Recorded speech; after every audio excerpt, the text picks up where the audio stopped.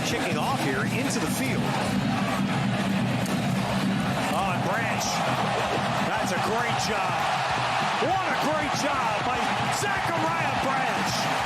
Freshman to the house. 96 yards. This is 365 Sports, powered by Sikkim365.com. So 1st and 10, Jadarian Price back in there. And he's got the handoff. Price finds the hole, and he's gone. Touchdown, Irish. 365 Sports is presented by IdealMRI.com. High-quality MRIs for $497 or less. IdealMRI.com. Your health is important, so is your budget. Falk kicks it, and McGowan, one of the fastest men in the SEC, receives it at the 3. And here comes the sophomore, Jaden McGowan. Watch out! 97 yards. 365 Sports is also brought to you by Texas Farm Bureau Insurance, protecting Texans since 1952. So a big 4-minute drill coming for Louisiana Tech. Fake it to Moody. Blockmeyer delivers over the middle. Caught. Smoak Harris inside the 25-yard line. Goodbye. Touchdown. Smoak Harris takes it the distance. Have you subscribed to our YouTube channel? Search 365 Sports on YouTube. Brought to you by TFNB, your bank for life. Play action now on 1st down. Taking another shot over the middle of the field. It's caught. Touchdown, Notre Dame. Jaden Greathouse, the freshman. Perfectly there for Hartman. 365 Sports is turbocharged by Unite Private Networks. Find out more at uniteprivatenetworks.com. Zachariah Branch. And there's the freshman's first USC touchdown. Now here's David Smoak, Paul Catalina, and Craig Smoak. Here we go on this Wednesday. They have been busy up in the Dallas and Fort Worth area. The College Football Playoff Committee has met. Bill Hancock has just emerged from the meetings today. We'll have some of the quotes. Nicole Arbach, who we had on the show last week, with her Twitter timeline with new information. Nothing, of course, decided today, but some information from what was said from Bill Hancock. Meanwhile, that all of the commissioners were in attendance. In fact, I saw where Nicole mentioned that George Kliavkoff of the Big 12, or Pac-12, was there walking this morning alongside Mountain West Commissioner Gloria Navarez. And then also, Jim Phillips is the only commissioner not in attendance. He will be connecting virtually. Everyone else is in person up in Dallas and Fort Worth, and wonder if that's because he's got a lot of business on his hand. Other than that, when it comes to what the ACC might do. Yeah, that's going to be annoying for Jim Phillips, though, to be the only one that's on Zoom or Teams or whatever they're using when everybody else is sitting in the room. It's got to be awkward.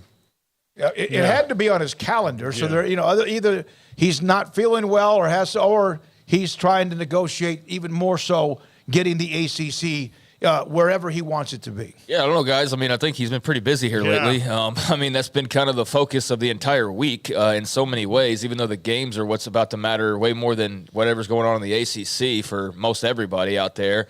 But, yeah, I mean, between a supposed vote that they were going to have a night ago that was canceled because of a campus shooting and a hurricane, I don't exactly blame him for not being at the playoff meetings if he can just connect virtually. So, I'm sure there's an eyebrow raised over that, like, oh, what's this? Why him of all people? But, I mean, there's a couple of simple reasons, and who knows, what else we're not privy to that, allowed him to be able to be somebody that's not there in person. But regardless, not much to report out of there other than just the fact that the word I saw was cordial. I did see a good joke from, I think it was the Reddit college football page that, a lot of times is very heavy on the satire and sarcasm and all that, and mentioned that they had passed like a 15-team playoff with 7 automatic bids for the SEC and 7 automatic bids for the Big Ten, and, then everybody else can play for the wild card. And it's like, well, is that really all that far off in about 5 years? Who knows? But no, not. I mean, for right now, I know that's just, playing with everybody's, fears of what that's going to look like eventually. But yeah, nothing major to report out of that. And I wouldn't have expected them to just all come together today and in a few hours hash out these complex issues and all these personal issues, because these are very personal issues. Every commissioner is fighting for itself in his conference or her conference. And clearly there's a lot of conferences that are kind of teetering right now when it comes to how, much they'll have, to play for and to rely on when it comes to bids and whatnot. So this is an important, beginning to what's going to be a very interesting conversation when it comes to what that new playoff looks like. All right, so here is, I don't know how much of this that, Garrett, you can put together, but you got a few of them? I have 3 of them. All right. I have everything Here's she has. the first one. Bill Hancock, the executive director. I'm just going to say the biggest thing is realignment kind of needs to settle down for them to be able to figure out some of this part too. That's the other thing. No, that's true. It could affect how many tokens you get. Is the Pac-12 a part of this? Is it existing? Well, okay. Here's executive director Bill Hancock said they were productive and cordial.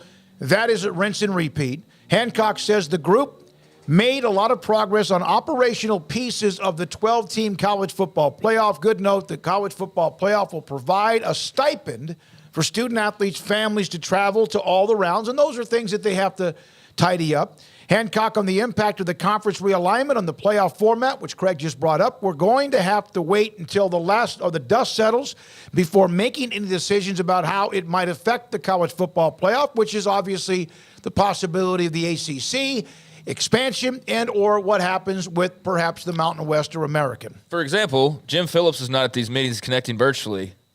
Who is at these meetings? George Kliavkoff's at these meetings. So, there are uncertainties surrounding, him and others. And so, I think that only makes sense that there's probably some other things that they need to figure out as well along the way that will, aid in what ultimately they decide to settle on. And I got it slightly wrong on the Reddit. The 7 auto bids for the Big Ten, the 7 auto bids for the SEC, and then I think they went with the highest-ranked conference champion outside the P2 will get that 15th spot to be able to get in there. Hancock said that Kliavkoff was there, as always, and then he even noted that the Pac-12 is a member of the group through June 30th of 2024 at the very least.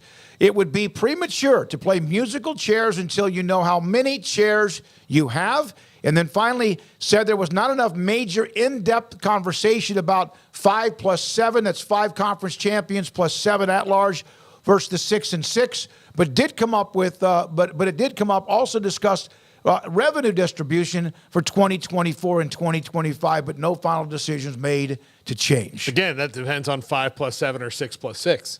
So those two things are the biggest things they have to figure out, but they can't decide what those are, because then if they stay at 6 plus 6, then they're essentially saying like, hey, we've accepted you guys as near equals. Yeah. And that would be a major shift off of, forever. So that would be a change. And then that means the revenue distribution, because when it comes to especially the group of 5, they are still going to, as much as this is a great opportunity to get, they're going to get as much of the, you guys are lucky to be here as the bigger conferences can throw at them politely. Yeah, I mean, I think I'd be totally fine with either one of those, although I think at this point, you do kind of look over at whatever that 6th conference you're referring to is, and if that's the Pac-12, then there are, gigantic question marks, 5, but the 6 would be, I mean, what is that? Is that just the highest ranked non-P5? It would be the 5 Power 5s and the highest ranked group of 5 conference champions. Right, but I just wonder, like, the Pac-12 would still be included in that instance, and so that would be obviously very eye-raising, and then if not, I guess the 5 would be minus them, but I mean, that's got to be worked out. They still exist at this point. Yeah. There still is a Pac-12 until there's not, even though it's the Pac-4 at this point, and I know we just referred to Jim Phillips, and I don't know, I haven't been getting knee-deep in all of the ACC realignment. That's why I kind of asked about, some of the just what's kind of the reaction to it.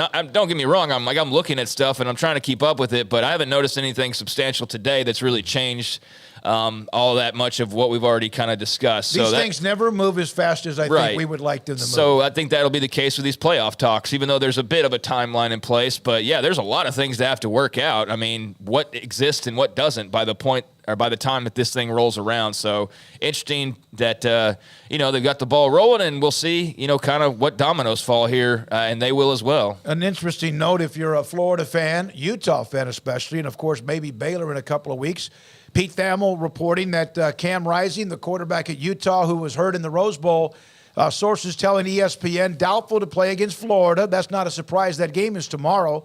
There's a nice chunk of them. Expect Bryson Barnes, the junior, to start. Nate Johnson to play as change-of-pace quarterback from College Football Live today. So that's the update on Cam Rising. I didn't think that he was going to play in the opening game, and it's pretty much, you would think, maybe tentative of whether or not he's available in Waco against Baylor in week number 2. Yeah, and one thing to note on that tweet that you saw, I don't know what's going on there, but that was actually a video fully about Cade McNamara, even though it was titled to be about Cam Rising. But the point remains. That's why I didn't use a video.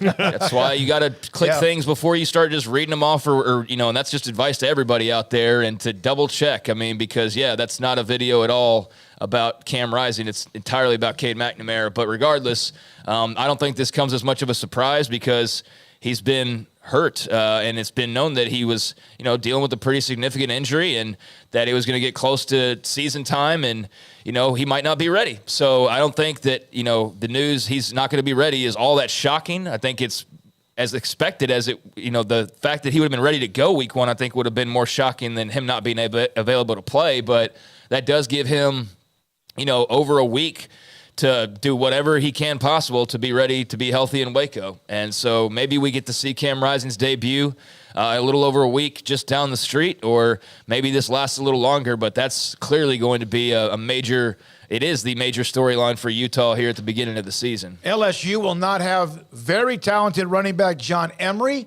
for the game against Florida State. Garrett, do you have anybody available? Man, they better.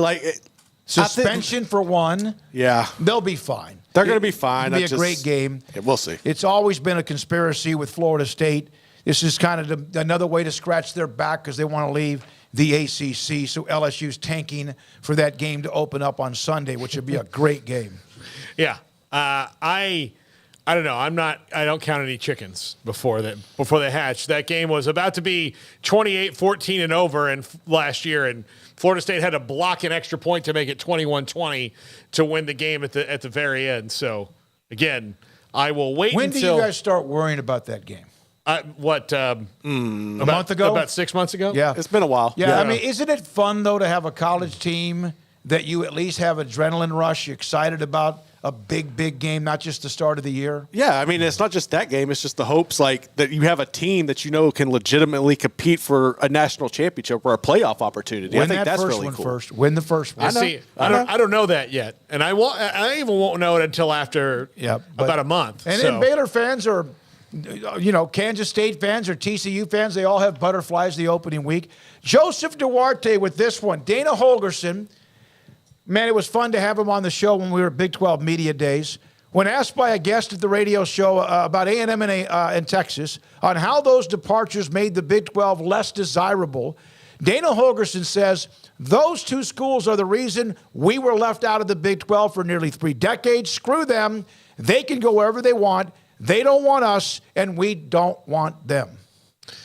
Wish he would put more of a fine point on it. No, but that's very Dana Holgerson, and there's no love lost. I think that's why I'm looking forward to that game in Houston when Texas plays there, just because I think that schools like Houston, now TCU, managed to weave their way back in before everybody else. But, the decision to break up the Southwest Conference and the schools that went to joined the Big 8 and made the Big 12, yeah, I mean, Houston, SMU, TCU, and Rice all got left behind, and things have never been the same for them since then. And Houston's had to make a 3-decade plan to get back in the Power 5. TCU had to be in, how many different other conferences before they got back into the Power 5. And headed to another one before they changed their mind, the Big East. Exactly. So they were moving all over the place just to try to make things better for them. So, yeah, it's not surprising. And I think that, that's the Dana Holgerson answer. That's the real answer of most Houston fans. That wouldn't be the university president answer, but that's how they mostly feel.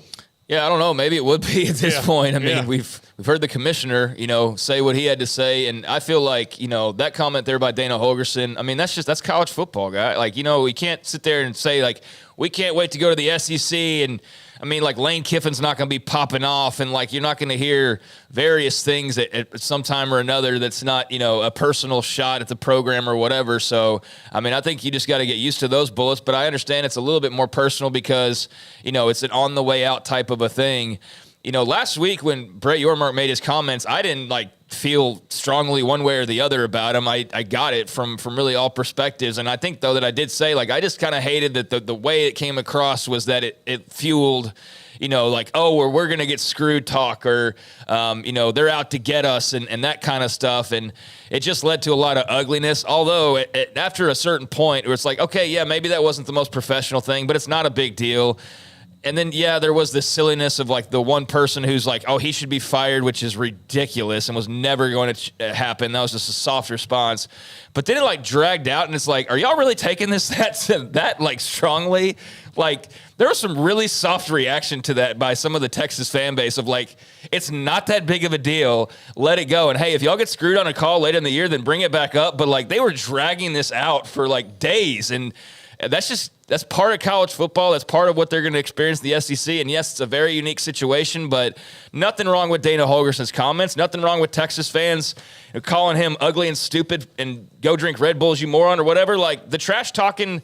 This is the last year of the Big 12, and it's to be expected. Everybody's got it's almost in some feelings. ways some teams have always held back from that. Right. And you're finally are we allowed to? Breaking free and vice versa. You're finally letting go of the dead weight probably in the eyes of Texas and Oklahoma fans. So I was anticipating a lot of trash talk. I was anticipating a lot of personal feelings and a lot of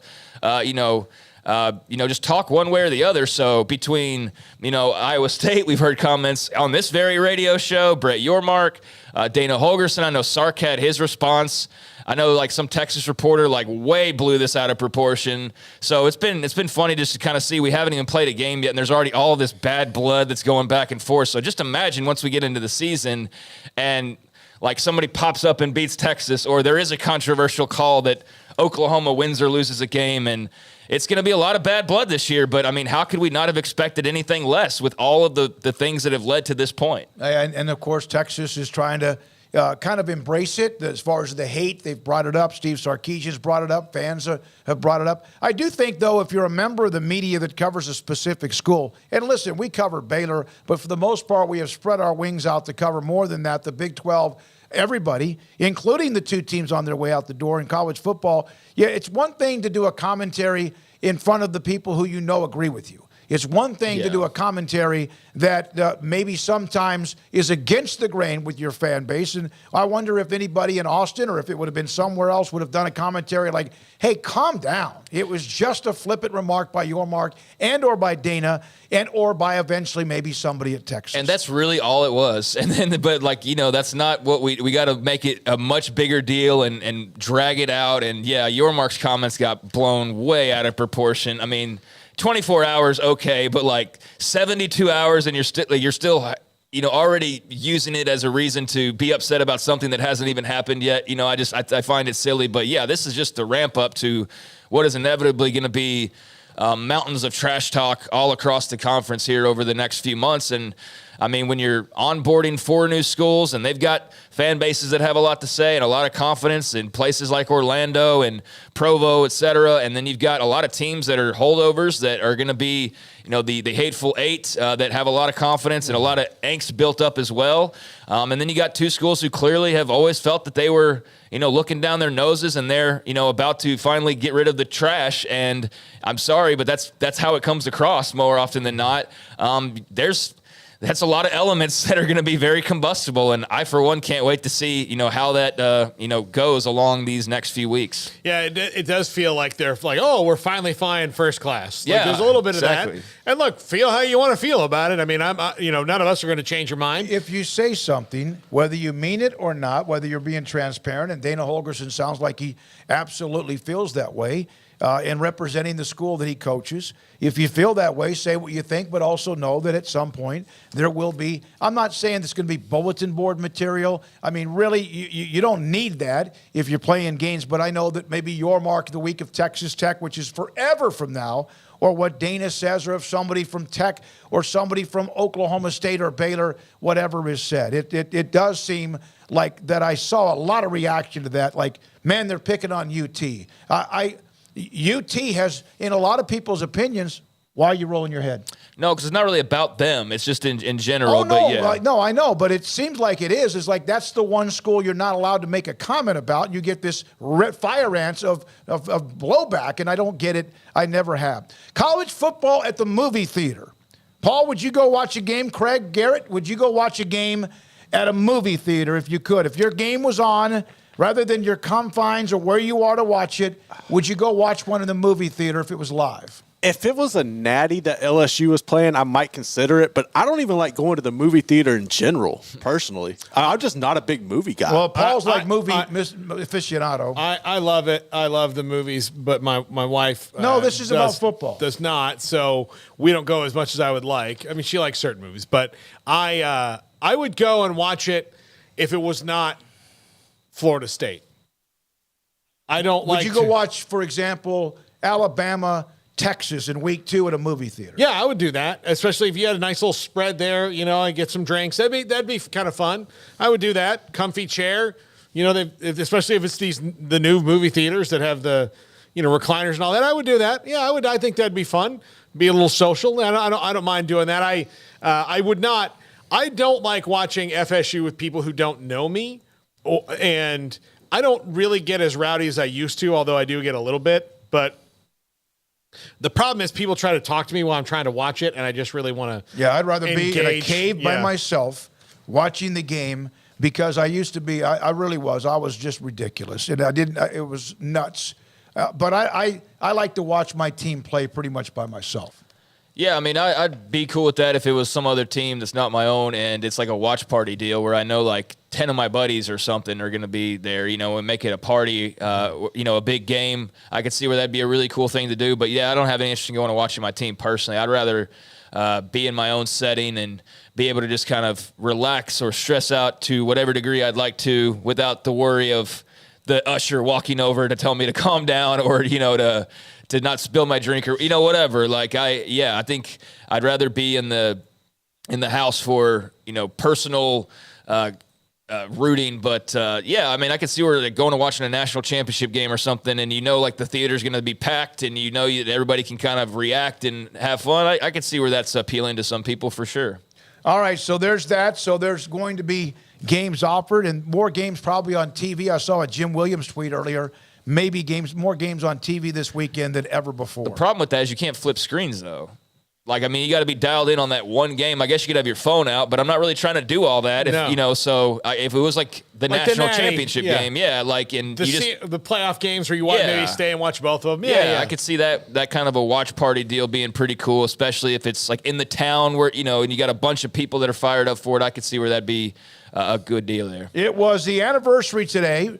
Remember, we had recently the anniversary of the Pac-12, Big Ten, and ACC Alliance. Bob Thompson will join us today a little after 5 o'clock.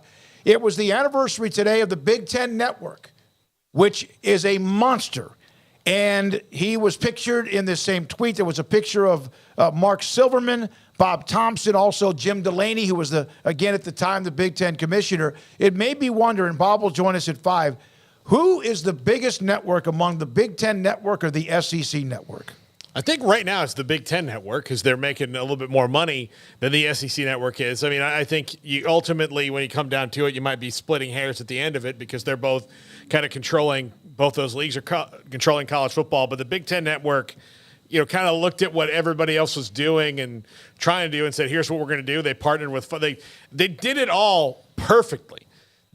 If you look at what the Pac-12 network did and why it's failed, it's because they did it opposite of what the Big 12 network's trying to do. They were trying to work too far out ahead. They said, we're going to produce this on our own and we'll do this. And that way we'll get all the money. And then when you go to, carriers, particularly DirecTV, and say, hey, you want it? And they're like, yeah, we don't like the way this is set up. No, we're not going to pay for that. And then your network is torpedoed as opposed to going to Fox, partnering with them on it and saying, hey, we'd like to do a Big Ten network. And they're like, that's a good idea. They work out how all the money splits. And then all of a sudden everybody just has the Big Ten network. All right.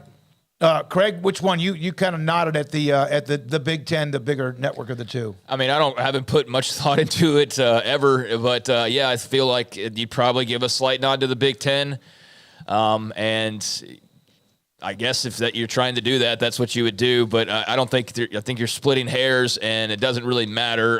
But yeah, I think the Big Ten's probably slightly ahead in that regard. But I think they both do a hell of a job, and they both were, smart ideas and have worked out well for both parties and have played into the current, environment in some ways that we see right now. I mean, it's been great for both, especially, just for promotion's sake. I mean, to have the platform as well, I think it's been good. And I think there's a lot of discussion about the Big 12 and how different things could have been if they had been able to do something when they were at the height of their powers, as opposed to when they started to, lose steam over the course of so many years. So, yeah, in a different world, the Big 12 network is armed with Nebraska and A&M and Texas, and there was no Longhorn network, and, things are a lot different now. But it worked out the way that it did, and it worked out right into the hands of the Big 10, the SEC, who were, smart enough to have these things in play. All right, when we come back, we're going to jump into the chat room. Also, the text line's available, 254-339-1122. In your opinion, what is the most unique storyline for you this weekend? It could be your favorite team. It could be a game like at LSU, Florida State. What is the one storyline that interests you the most in college football this weekend? As, again, they are meeting or have met the College Football Playoff Committee. Really not a lot, at least publicly, that has been given to us as far as many changes. It is a slow, methodical process. And sometimes you wonder if anything really gets done. Bill Hancock saying that they made progress, things were cordial, and all of that. I think a lot of people were expecting much more out of that, but it just doesn't happen overnight. This is 365 Sports. Waco Custom Marketplace, your hometown grocery store, 425 Lake Air Drive in Waco. Brian Bauer and the Bauer family always have some sort of special every single week when it comes to what they have in their butcher shop. Pork, poultry, seafood, and beef. If you are tailgating this weekend at Baylor, or you're tailgating where you might be, UT at home against Rice, TCU, of course, at home against Colorado, among other games. If you are home and you have a tailgate and you're in the Waco area before you go out of town or when you're in town, they have all of what you need, from, first of all, the charcoal and pellet fuel. And then on top of that, if you even need hot dog buns, hamburger buns, they have a bakery that bakes fresh baked bread every day and kolaches. It's a 6 o'clock start, so probably not a lot of breakfast tacos. But if you want beef, whether it's, again, hamburger beef, hamburger patties, or if you even want brisket that you slow smoke throughout the night and in through the day, they have that. Tri-tip available too. And every type of sausage you can imagine. Chicken wings too. Waco Custom Marketplace, 425 Lake Air Drive in Waco.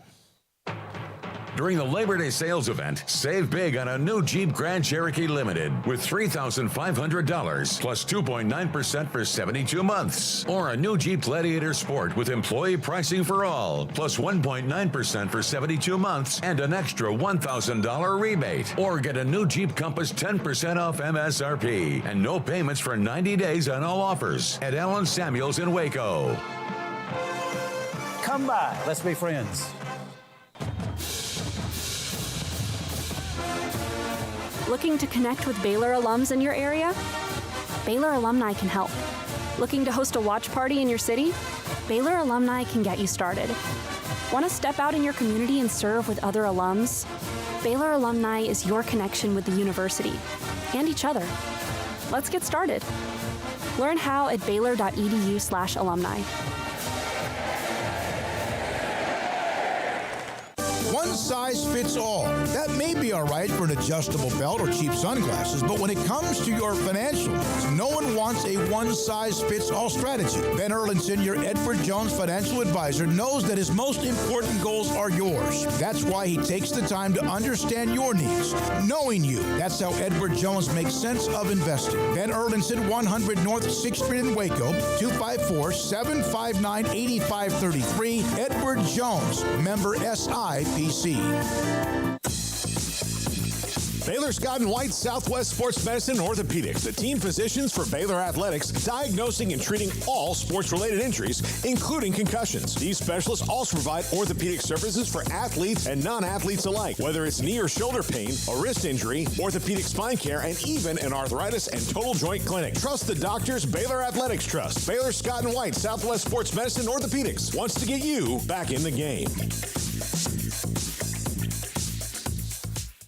TFNB Your Bank for Life is the official local bank of Baylor Athletics. Find out why more Central Texans are making TFNB their bank for life. Sign up for our Edge checking and savings accounts to earn interest or cash back. With 5 convenient locations and an award-winning mobile app, banking has never been easier. TFNB Your Bank for Life. Member FDIC. Pioneer Steel and Pipe opened their doors in 1943, and they have never wavered with their focus on great product and customer service, relationships with a handshake, making sure you, the customer, is satisfied. Their new facility is now twice the size, allowing new inventory, higher quantities, and in a much more organized fashion. In addition to the long lengths in tubing, angles, channels, rods, and flat, Pioneer Steel and Pipe now offers several shorter, more convenient lengths of material already cut. Their 2,500 square foot showroom has over 1,000 new products in stock, new welding supplies, hardware, quickcrete, and do-it-yourself components for any project, whether you are a professional contractor or weekend warrior. The new facility is designed to make your loading experience faster and more efficient with easy drive lanes around the building and much more room to get your trailer loaded. Our location may have changed, but our values haven't, and our relationship with customers goes much farther than just business. Pioneer Steel and Pipe on Loop 340 and Highway 6 and just east of I-35 in Waco. Parenting is full of surprises. You never know what to expect. So after our son was born, I called my Texas Farm Bureau insurance agent to set up a life insurance policy in case something happened to me. Sawyer is now 2. And we'll soon have a sister. There's no one else I would trust with protecting my family. Stop by and see our agents at one of our 3 McLennan County locations. Coverage and discounts are subject to qualifications and policy terms and may vary by situation. This is 365 Sports. The 3 o'clock hour is sponsored by Waco Custom Marketplace. Meats, sweets, Texas treats, and a cut above the rest. 425 Lake Air Drive, Waco. All right, let's jump into the chat room if we can. You ever jumped in there, Paul? I mean, not without padding. Being pushed, like when you're ready to jump into a pool. There's a lot of games that people were discussing, a lot of even opportunities, and much more. We'll get to you and your comments. I even asked before the break, what is the storyline that interests you the most?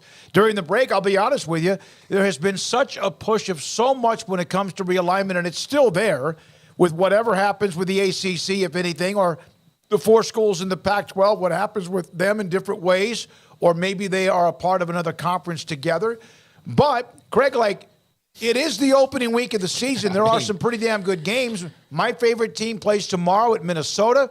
It has been a game that Nebraska can't win because they're fundamentally inept, and maybe Matt Rule can help turn that around. I don't expect it right away. So that's one of the games. Florida, Utah. Let's get into that one right off the top because Utah now a part of the Big 12 next year, 2-time defending Pac-12 champions, and Florida beat them last year, and they need to get off to a good start because of their schedule being as hard as it is. Yeah, Florida beat them on the back of Anthony Richardson, who had one of the best plays he had all year in that game.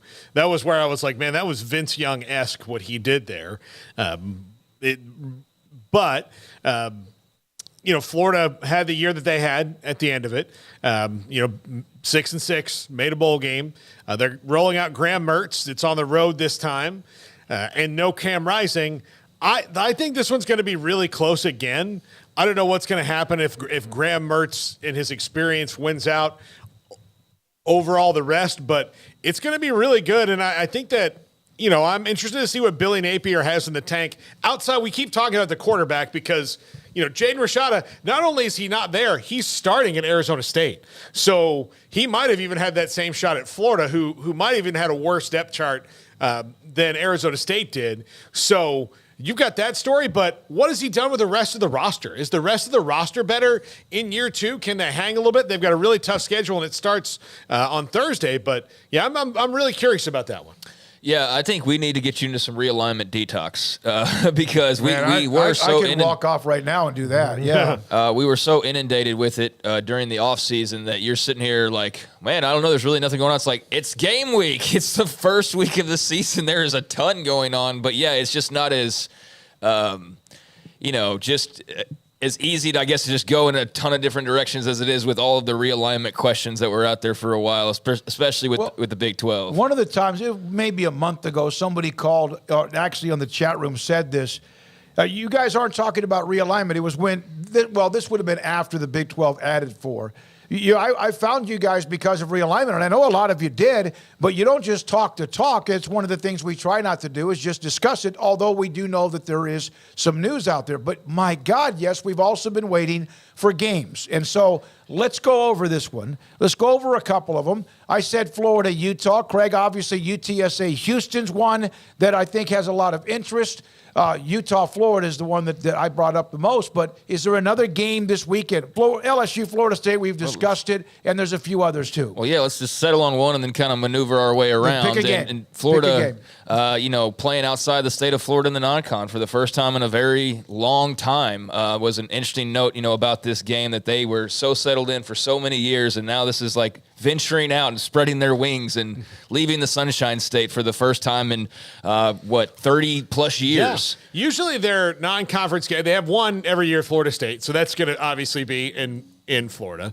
They rotate through kind of picking up USF, UCF, and Miami in home and home Makes hits. sense. They go through those, and then and then the other ones they just bring in, tomato cans to beat, right? Yeah. So yeah, I mean basically, but and to the thing about realignment, for those who are like, where's it at? When there's something to talk about, we'll talk about it. But that was the thing is there was a daily, thanks to the Big 12 and Endeavor and various other outlets, there were things to talk about every day until the bubble finally burst, and now there's just less interesting parts that are still out there, all due respect. It's just there's not the passion out in Palo Alto or Berkeley for, what's going on as much as there was in Stillwater and Waco and Lubbock and et cetera. But as far as Florida and Utah, I'm super amped up for this Cam Rising or not. I think the fact that there's no Cam Rising makes this just way more interesting and more of a toss-up type of a game. But yeah, Florida venturing out, Utah being at home, Bryson Barnes, he's played, but just he's not Cam Rising. So, I think it'll be the ball of knives that we've come to expect from the Utes. I think that it's not such a drop-off that like, oh God, they're doomed now against Florida, because Florida itself has plenty of question marks at quarterback as well with Graham Mertz. So yeah, I don't have like strong thoughts on this is going to happen. I'm just in week one, and it is week one because last week was week 0. But in week 1 and week 0, I'm just kind of taking it in. I'm not looking to like be proven right or to have any concrete takeaway. I'm just looking to see like what does Graham Mertz look like, not whether he sucks or not, or he's a bust already, or these quick proclamations. I think that there's equal chances we watch him and he looks similar to what we've seen already, and that wouldn't bode well, although it's Utah. So, how did he look and why did he not look good? But yeah, I just can't wait to take it all in and see how Utah minus Rising is able to, to play off of that and help support Bryson Barnes. So yeah, that's a good game that I don't really know which way to lean. I'd lean Utah even with the Rising news, but that's going to be a fun one. You brought up an interesting point without, I don't think, meaning to it. This might be the last year that week 1 might not ruin your season anymore. Yeah. Because going to the 12-team playoff, this might be the last year that week 1 does not ruin your season. Where that, non-con game that you scheduled and everybody's fired up for and you lose by 17 points and then you win the other 11 and then you get down to the end like, well, you did lose that one by 17 early in the year when, you're coming off a camp. Maybe you had your best defensive lineman and linebacker out. Maybe there's a kick return in the game. Like, those are the things that happen. But even the committee educated on college football as though they may be, and they're supposed to be the most. Sometimes the further away you get from a game, people forget or conveniently forget what you've done since then. And let's also not be naive that there are certain narratives of certain teams that they lose early, it doesn't matter. And some teams that are trying to knock on the door, they almost feel like it's imperative that they win early. But I think you're right. Now that the expansion of the playoff is getting to be going to 12 here in a year, that yes, it gives everybody a chance to have a mulligan or a shank or maybe even a hickey that in the past you just really, unless you were a certain group of teams, you couldn't have. Well, and look, for this example, when we'll talk about this game later on, I know, but LSU and Florida State, that game, as long as it's close, as people think it is, if it's played within the spread one way or the other, then it doesn't really matter for either of them. If they do win the rest, it matters, but it's not going to hurt them as much as it would hurt somebody else if they lost. Yeah, I mean, at least for Utah, if Rising's not playing, then you could lose this game. As long as you lose close, then you can look back and go, well, hey, Rising didn't play in this game. So long as he comes back and performs well and you go take care of business. So, yeah, there's a little bit of insurance there that even if you lose this game, it's not end-all, be-all. And, certainly moving forward, I think you can almost add like an extra loss to everybody and say for the most part that everybody's going to have that extra buffer room because the field's going to be larger. So whereas now we become accustomed to one loss or even a 2-loss team playing for a title in theory, like now you're going to probably have a year where there's a 3-loss team who's playing, in the playoff. Most likely that's going to happen at some point, if not pretty quickly. And, that will depend heavily on where they're from and who they played and all of that. But, I mean, you could see that, and you would never have seen that before. But at least as far as this year, yeah, those stakes are still high where there's only the 4 teams. I think Utah is where I lean with this game. I think defensively they're still going to be stout, and that who they have at quarterback's not going to matter in that regard. And there's a lot of questions about Florida's offense. So that's the matchup that I think swings it in favor of the Utes. Not to mention, the fact that it's going to be at home to start things off with. But yeah, that's a fun game, and to have it tomorrow night is going to be great to just roll out of here and go straight into a big time college football game. One of the things about the game, Florida State LSU, are those I love the early non-conference, what I call like bangers. You can sit there and say it won't hurt you, and it probably won't unless you get drilled, and even then you have plenty of time to make up for it with what you do the rest of the year. But what it does do if you lose the game, because it's still 4 for this year, then it expands, is that means that's one less game you can lose down the road. Yeah, absolutely. Right. Yeah, absolutely. So it's probably as opposed to a bullet wound, it's more of a knee scrape for them. Yeah, but no, it is. Yeah, because for a lot of teams, you lose that week 1, it's like, well, there you go. Kiss it goodbye. Yeah, it was one of the things that was so strange to me where watching the Swamp Kings documentary where they're talking about, we lose this second game, we're out of the national championship picture, or we lose here, we're out of it. And you think about, you're really going to have a playoff system where this team full of these dudes are not playing for it? Because they lost to another good team on October 9th? How did this not really, to the powers that be, not hit until the groundswell got too much? That was just so weird. You're like, this team has 50 NFL players on it. 50 guys, and you're not going to let this team play for it if they lose one more time? Think about the 3-way Big 12 tie year. I mean, expanded playoff. Texas is in the playoff. Oklahoma's in the national title already. Texas Tech might even have had maybe an outside shot. Yep.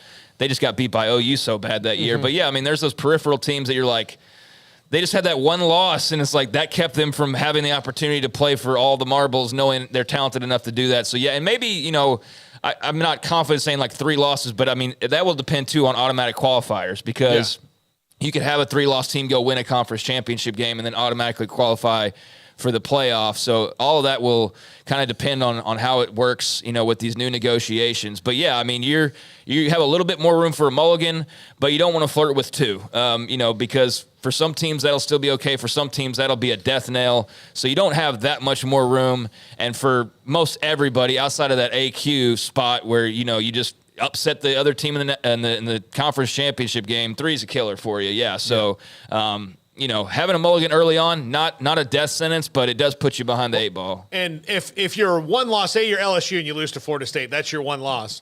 And you get that second loss, but it's not to Bama or Georgia or someone like that. Okay, it's South Carolina. If it's to South Carolina, then you're done because they're going to be like, oh, well, South Carolina, not as good.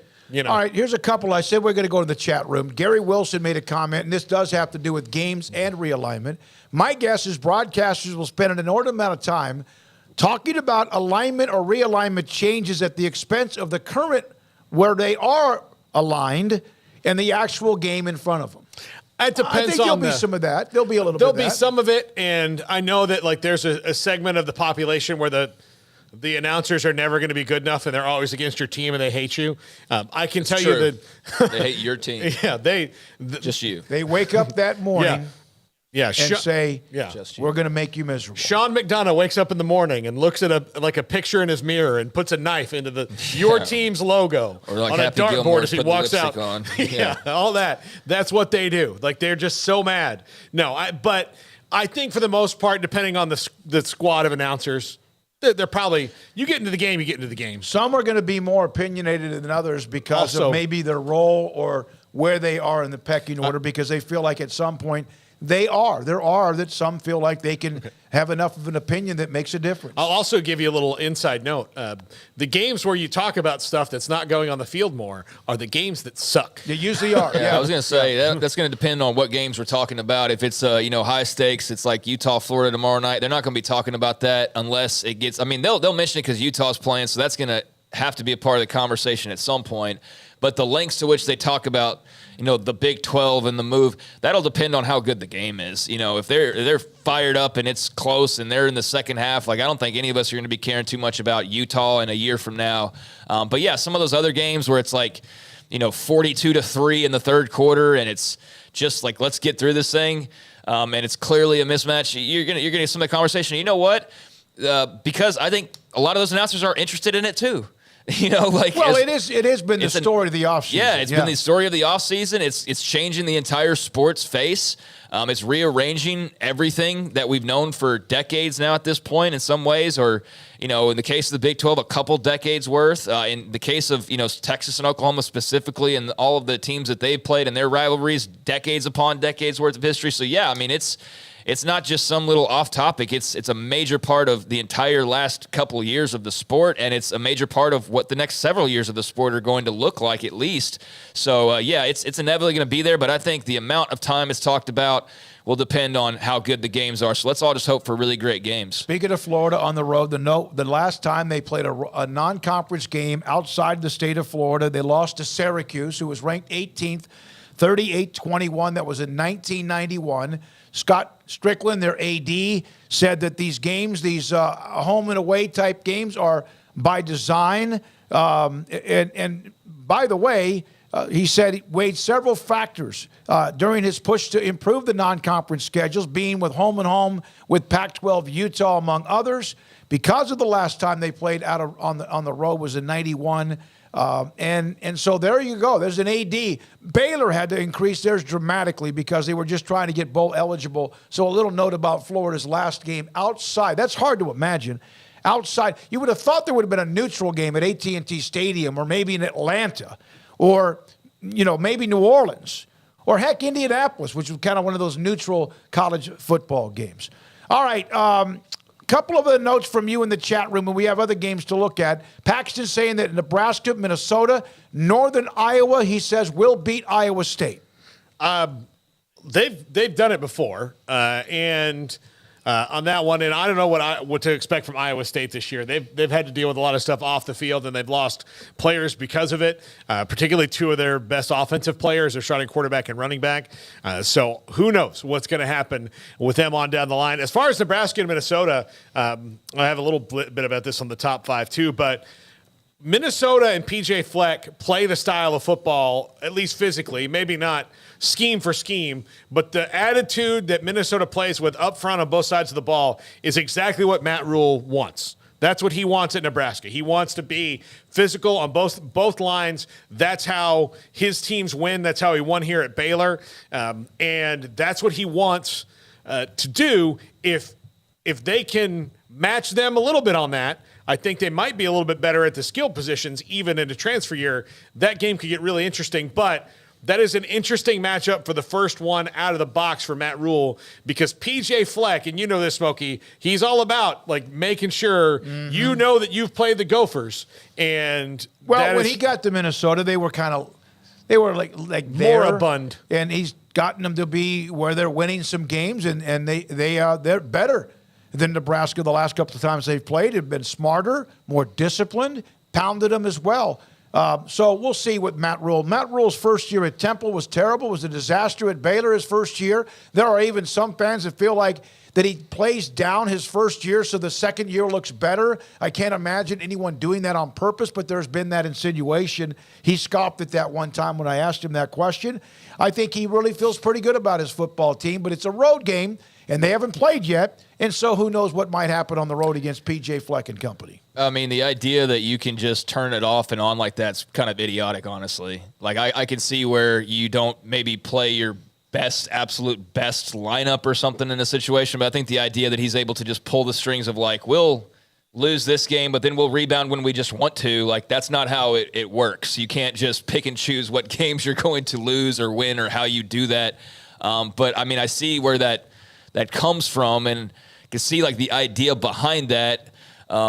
But that's just, I don't know, that's a little bit far out there for me to think that he's just able to, by design, like have an off first year and then ramp it up, baby, like it's flipping the light switch. I don't know about all that, but I do know that he's going to have, a team that over time will be very disciplined and be very physical and talented, and they will have NFL, size that could then, and speed that will then eventually turn into NFL opportunities for guys.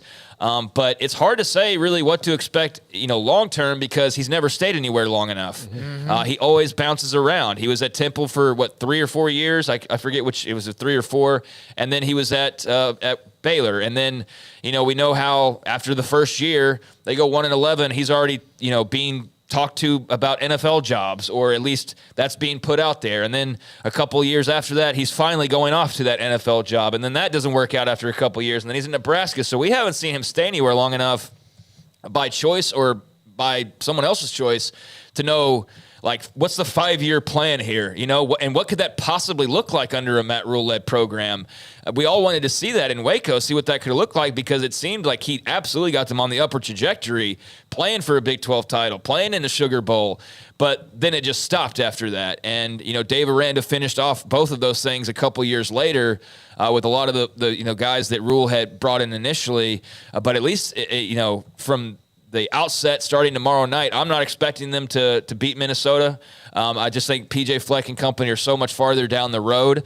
But I do think, if you're a Nebraska fan and you're patient, that in due time, they are going to be improved. I just don't expect it necessarily game one right out of the gates, or necessarily here in year one. But I think they're going to be, a team that you feel like you played them after you played them. And you're going to have some marks left over. The first year at Baylor, they had the horrific loss to Liberty. They had the loss to UTSA. And they almost beat Oklahoma. In week 4 when they had a chance to recover an onside kick.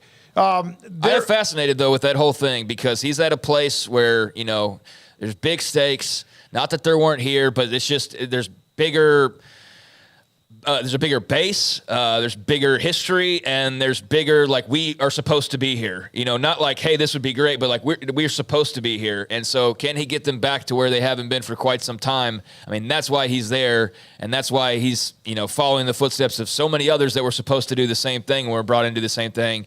But I'm a Matt Rule believer. I just do think, though, with him, it takes time. It's not an overnight success. And so if I'm a Nebraska fan, I'm just not overreacting to the first game unless it's, something that should be worth overreacting to, like a 50-14 type of game. I think that would be concerning, but I wouldn't expect that. All right. There's a couple that say Nebraska with Matt Rule will get better. Some disagree. There's been a lot of talk about them because of Rule. No one can win unless it's Osborne. There was the thought, Christopher Shannon, about Nebraska. They bring no value to the Big Ten. Even though they have been mediocre at best and have been a shell of themselves, they, for whatever reason, still bring in eyeballs. And I don't know why it would be that way because of who they've been, but they still have very high numbers when it comes to even games when they are 5-7, or if they could even be fortunate enough to get to that. I think here's what look, Christopher Shannon, I would just give them time under Trev Alberts and and Matt Rule and all that, to what they did when they let go of Frank Solich and Steve Peterson was the AD there, was unwittingly they knocked out their heart. They changed who they were fundamentally, and let them try and get back to that. I think that in this new era of the transfer portal and having a coach like Matt Rule who steps in and is a builder will be different, because this was not and maybe I'm too much of a Matt Rule apologist or homer for him, because I saw what he did here and I really do like him. But that is when you hire a Matt Rule, you're assessing what's wrong about your program. Everybody else that they hired post Frank Solich was, we're going to do Bill Callahan because he runs a bit more of a modern offense, and we're going to go away from the triple option. Well, then you do that, and you're like, okay, we're away from the triple option. Bill Callahan didn't work. Let's get Bo Pelini in here, and we'll have a backbone again. And then maybe Bo Pelini was too intense, so let's go get Mike Riley to give everybody hugs. Well, that didn't work. Well, Scott Frost was here back when everything was great, and everybody loves Scott Frost, and we'll make a statue of him out of corn husks if we have to. And then he just wasn't ready for that gig because there was so much that had gone wrong in the past. He probably didn't correctly assess what we need to be done, and that's what Matt Rule's there to do. Yeah, and I think I just peeked over and saw Vern. I think it was Vern, maybe, the comments of you're wrong, Craig, they'll be who they are. Let me be very clear. I'm not predicting 93, 94, 95, 97 Nebraska. I'm not anywhere close to that. I'm a believer in Matt Rule, given time, is going to make them better. I don't think they're playing in a national title anytime soon. I don't think they're winning the Big Ten anytime soon. Could I see a scenario where they're able to finagle their way into an appearance at some point? Yeah, but I'm not getting over my skis here. I just think, given the brand of football that we've seen the last several years, yes, I have confidence that he can go in there and at least instill some discipline and have some concise football-minded, football-playing, I guess, locked in and dialed in, types of teams that are going to not be embarrassing and not be some of the yakety sax clips that we've seen over the years with this program. I mean, am I right here where it's not just been losing, it's been losing in embarrassing fashion. It's been not looking like anything close to, what you think of when you think of Nebraska football. So I think from that standpoint is what I'm talking about. It's not going to be the embarrassment that it's been at times here recently, even though recently is kind of stretching back years and years now at this point in some cases. I just feel like they're going to be on far more solid footing, and that bodes well, because as soon as you find that solid footing, then you can build on that, and that's what he is as a builder. So that's why this seems like a job where if he has success, he's going to have the time, and he's going to actually be in a place where he'll want to build. And so what could that look like if they can experience, some success and he's given time? But yeah, it's not going to look like the 90s anytime soon. I'm not stupid over here. That's I'm going to have to see a heck of a lot more to believe that that's the direction that they're headed. They might occasionally have, if they can keep this all together at once, they might have a team that again, you don't even know about division championships, quad championships, because of how it's going to be set up. But I would just like to see them get back to bowl games. That's where it's been. That's how bad it's been. And if they don't, well, then they might be like a lot of other teams that go by the wayside.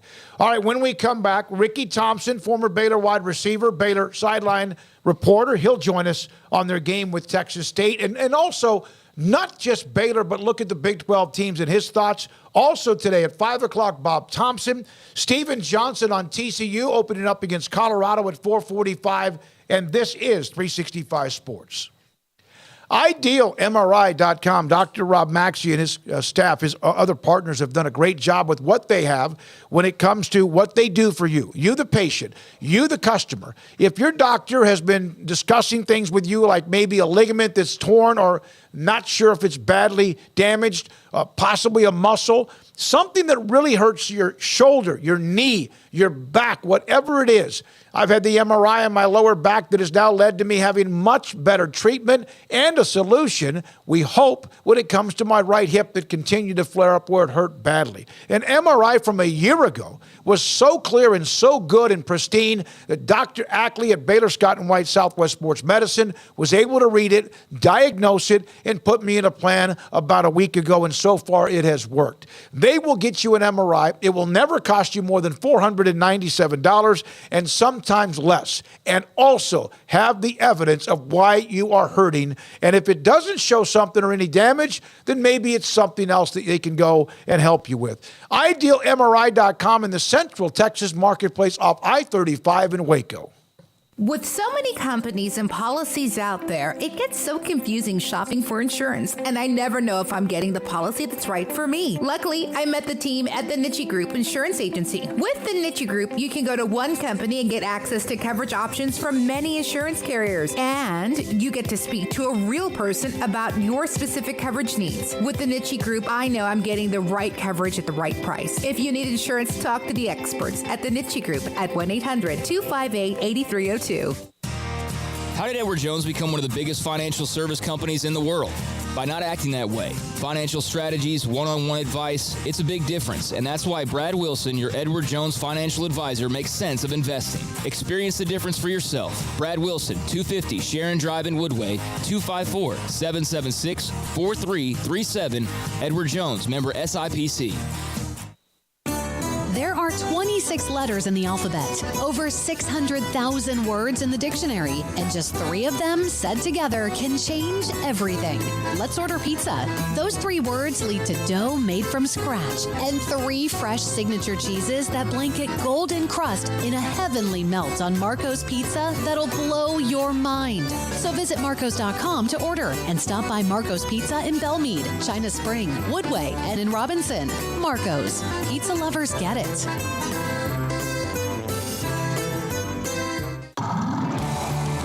Waco Custom Marketplace is your hometown grocery store with a full-service butcher shop and bakery. Hi, this is David Smoak. The butcher shop can take your customized orders for seafood, pork, and poultry, and custom cut your favorite steaks from bacon-wrapped fillets to T-bone to bone-in ribeyes, cut specifically the way you want. They have Norwegian salmon fillets, catfish fillets, sliced ham or turkey and lunch meat, variety of cheese available, and several options of sausage links, fresh chicken breast or whole chickens, sliced bacon, pork chops, ground beef, marinated beef, and chicken fajitas, and always large briskets available, plus fresh vegetables. So the great product, customer service, and family tradition of the Bauer family continues at Waco Custom Marketplace, open Monday through Saturday. A full-service butcher shop and bakery available. Waco Custom Marketplace, 425 Lake Air Drive in Waco, or WacoCustomMarketplace.com. Automatic Chef Canteen is a full-service micro-market vending and office coffee provider with state-of-the-art vending equipment, a wide variety of products, and offering custom-fitted micro-market vending office coffee solutions for your employee break room. You want a full break room solution and a workplace oasis? Well, Automatic Chef Canteen, locally owned and operated for over 50 years in Central Texas, also includes in-house mechanics on call 24/7 for fast, reliable service and maintenance. Automatic Chef Canteen, 6900 Imperial Drive in Waco, or online at automaticchefcanteen.com. Don's Humidor, your home with a 48-foot walk-in humidor with the elite cigar brands from around the world, including the #1 cigar of the year, Aging Room Cuatro Nicaragua. Plus, they have the great brands like Macanudo and Artur Fuente, Rocky Patel, Aston, and so much more. CBD, great for sore muscles, aches and pains, sleep, Vita Dreams, and anxiety, mild depression, general health and wellness. Their staff very knowledgeable on the subject. If anyone is curious about CBD, ask Carol and Ashley. Don Shumanor in the Townwood Shopping Center off Valley Mills in Waco. This segment with former Baylor wide receiver and Baylor sideline analyst Ricky Thompson is sponsored by Alliance Bank Central Texas, where customers have confidence that their financial needs are in good hands with 2 locations in Waco, on Bosque Boulevard and on Archway Drive off Highway 84, and at AllianceBankTexas.com. Ricky Thompson joins us. Baylor opens with Texas State. We'll get to that in a moment. We have discussed Baylor football with Ricky the last couple of weeks and also many times in the past. Ricky, I'd like to at least maybe change it for just now on the Big 12. You know everybody. You know, although there's some questions with certain programs, is there somebody that you would say, okay, that is the obvious pick to win the conference, or do you feel like it can still be a crapshoot? No, I don't think it is obvious. I know we've heard all offseason that Texas is the team to beat, but we've heard that before. And I really think this thing's wide open, particularly with this many teams involved and the tight schedules that we play.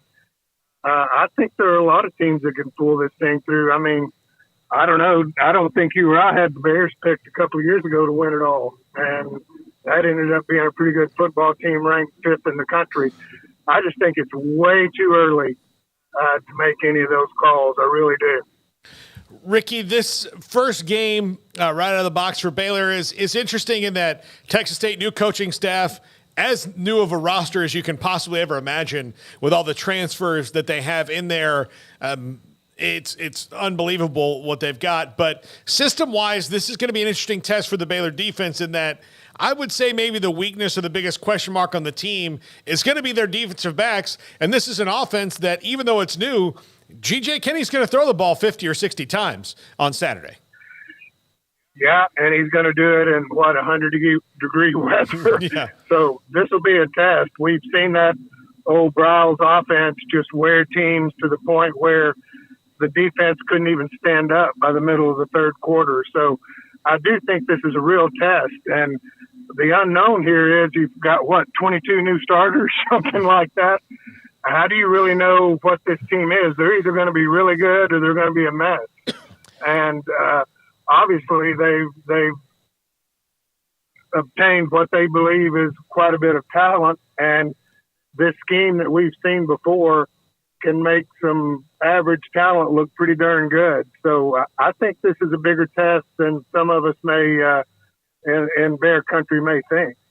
Dallas Baker enters his second year as wide receivers coach. There's been rave reviews from Aranda and others about the relationships that he's built in that time and just, the person to person and how well liked he is in that room, Ricky. But we know what a struggle it was for a bunch of young and inexperienced guys last year.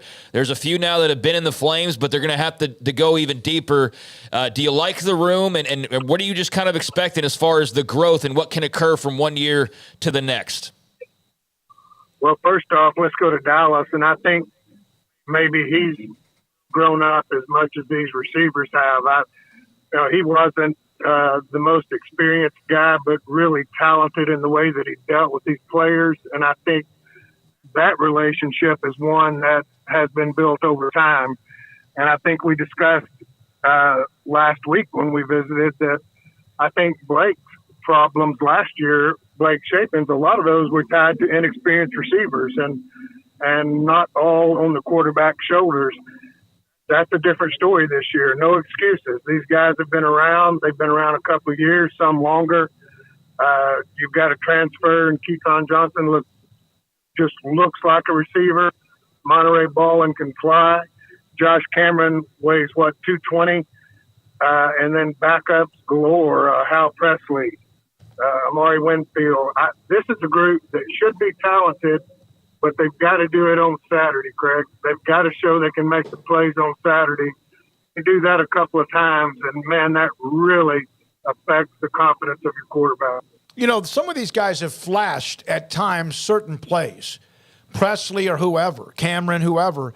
But what does that do when you don't just do it once? Do you gain confidence like playing in golf when you hit the green a couple of times when you've been struggling doing that? Is that too simple? No, it's not. It's not that simple. I can think. Let's go back last year. Monterey has the incredible catch and run against Oklahoma State for the touchdown.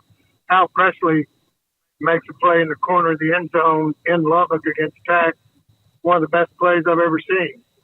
But then you don't repeat it. You don't see it again and again and again. So I think that's very important that you build some consistency. And the other thing that does, it builds confidence between a quarterback and a receiver that I can let this ball go because I know where Hal Presley's going to be. If we run this route, I know where he's going, and I know which shoulder I need to throw it off of to hit him right between the numbers. And that makes a huge difference, Smokey. It really does. Ricky, was that the kind of receiver you were? You know what? I could catch it and I could run. I don't know what kind of receiver I was. There was an occasion in the huddle where I just said, "Throw me the dang ball." So, not worded exactly like that, but you know what? I think that's what you want out of those guys. Get somebody in the huddle that says it's third down. Just throw me the dang ball and we'll get the first down.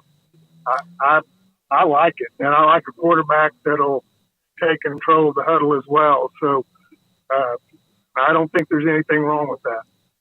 How much of a godsend is it to have Dominic Richardson in that running back room right now? Not only to have experience, to have further depth, but also to have a guy that can go back and forth with the Richard Reese, play off of one another, but to have an option outside of what Reese had to do, kind of getting thrown to the wolves as a freshman last year. Craig, I tell you what, if those two guys stay healthy, I think it could be the best duo in the league. I really do.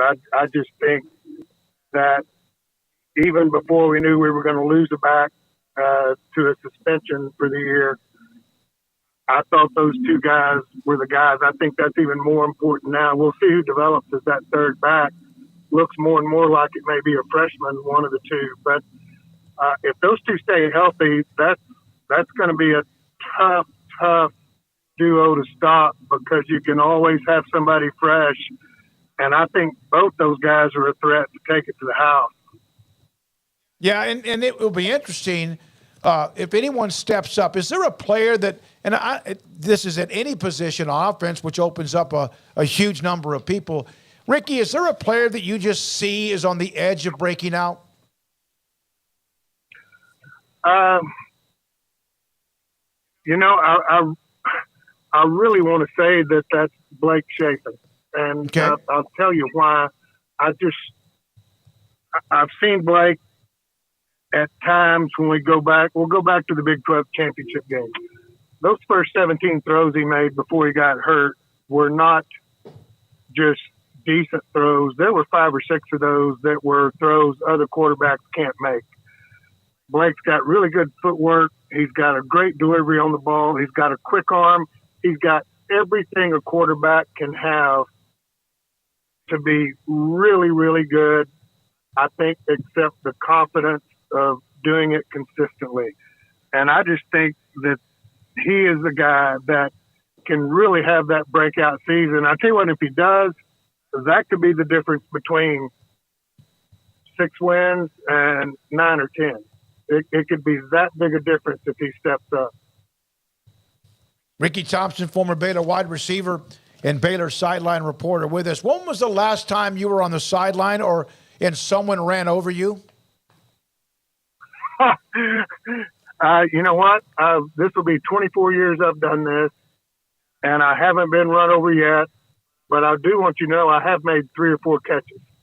Oh, really? Of overthrown passes, and one of those was one-handed, and I've made sure our guys in the booth saw it. Was it with microphone in one hand, football in the other? Absolutely. You still got it. I mean, that's why you played in the NFL, because of that. Well, the key was I didn't have to run after I caught it. No, that's true. That would have been a problem. That would have been the death right there. Last thing with you on Baylor. Aranda, first year, 2-7 COVID. Next year, they came out of nowhere. As you mentioned, they were really good at the end, 12-2. Then last year, they finished poorly, 6-7. I know that the standard is this is not going to be a roller coaster program. Mack Rhodes doesn't want that. Dave Aranda doesn't want that. Nobody does if they're a Baylor fan. But how critical with Utah and Texas, with all due respect to Texas State and anyone else, that those two games are in the first month of the year to set the tone for the rest of the year. How critical is it that they get back to a bowl game with more than just a 6-6 record? I think it is absolutely critical. I think Dave Aranda knows that. We know Mack Rhodes knows it. Dave has not tried to hide from that fact either. You talk to him, Smoak, as much as anybody, and I think he understands that that's where this program needs to be. And you think of the scheduling, you hit those two teams in the first 4 games, and then what, game 5, is that at UCF? Which is going to be their first Big 12 game ever. That's a pretty tough 5-game stretch when you stick those 3 in there. And I think we got to come out of there 4-1 or so, 3-2 at the worst, and really we need 4-1 out of it. So we're going to find out real quickly how good this team is, and I don't have any question they're going to be better. But scheduling-wise, obviously our advantage to get Utah at home in the heat. Texas will be used to the heat just like we are. So the game right now that's critical to me is Utah. Game number 2 against a really good Utah team. Doesn't matter if Rising plays or not. That's a game that I think we really just have to win. That'd be a great game if they could have played against 2021 Baylor, as physical and as much as they turn people into pretzels on defense. That would have been fun to watch because they play the same way. Oh, yeah, man. I think that's the thing maybe people misread about Utah. They see Cam Rising and think about their offense. Their defense is as physical as anyone I've ever seen, and that's going to be a battle. It really would have been fun the year we played Brigham Young if that would have been Utah to see those two defenses play against each other. But I can tell you we've got to be ready to win the first week, but after that one, we're going to have to take it up a notch. Thank you for your time, Ricky. We appreciate you. Ricky Thompson, Baylor radio sideline reporter, former Baylor wide receiver, played with Washington in the NFL. One of his good friends is Joe Theismann, and also a part of our sponsorship of Alliance Bank in the Waco area. We appreciate him. All right, it's 4:15. Much more to get to. Stephen Johnson at 4:45 on TCU as they try to come back and what do they have this year with the loss of a lot of really good people that are a part of the NFL? Sonny Dykes and company, they open up against Dion in Colorado in a game that's getting amazing attention. And that's kind of what it's been ever since Dion was hired in Boulder. This is 365 Sports. Richard Carr, Buick GMC Cadillac, they are the people that you can count on, the people that I've counted on, and the people that have great deals going on right now over at the dealership, whether it's looking to buy a new vehicle, a pre-owned vehicle, or whether it's just getting your car worked on. They can take care of you with great offers and also their award-winning service department. And I've had my car over at Richard Carr previously on 2 or 3 occasions, I think, at this point, and each time I've walked away going, hey, that's going to be the place I'm going to go next time I need a vehicle. That's not right now, but maybe it is for you, and if it is, well, don't worry about the mess out front. Highway 6 right in front of the dealership is all torn up as they are widening and doing a lot of construction over in that area, but because it's a little bit more difficult than before to get over to the dealership, they want to make sure that once you make it there, they make it worth your while. Right now, 2023 GMC Sierra 1500s are discounted thousands of dollars. You can also, for qualified buyers, get financing for 0.9%.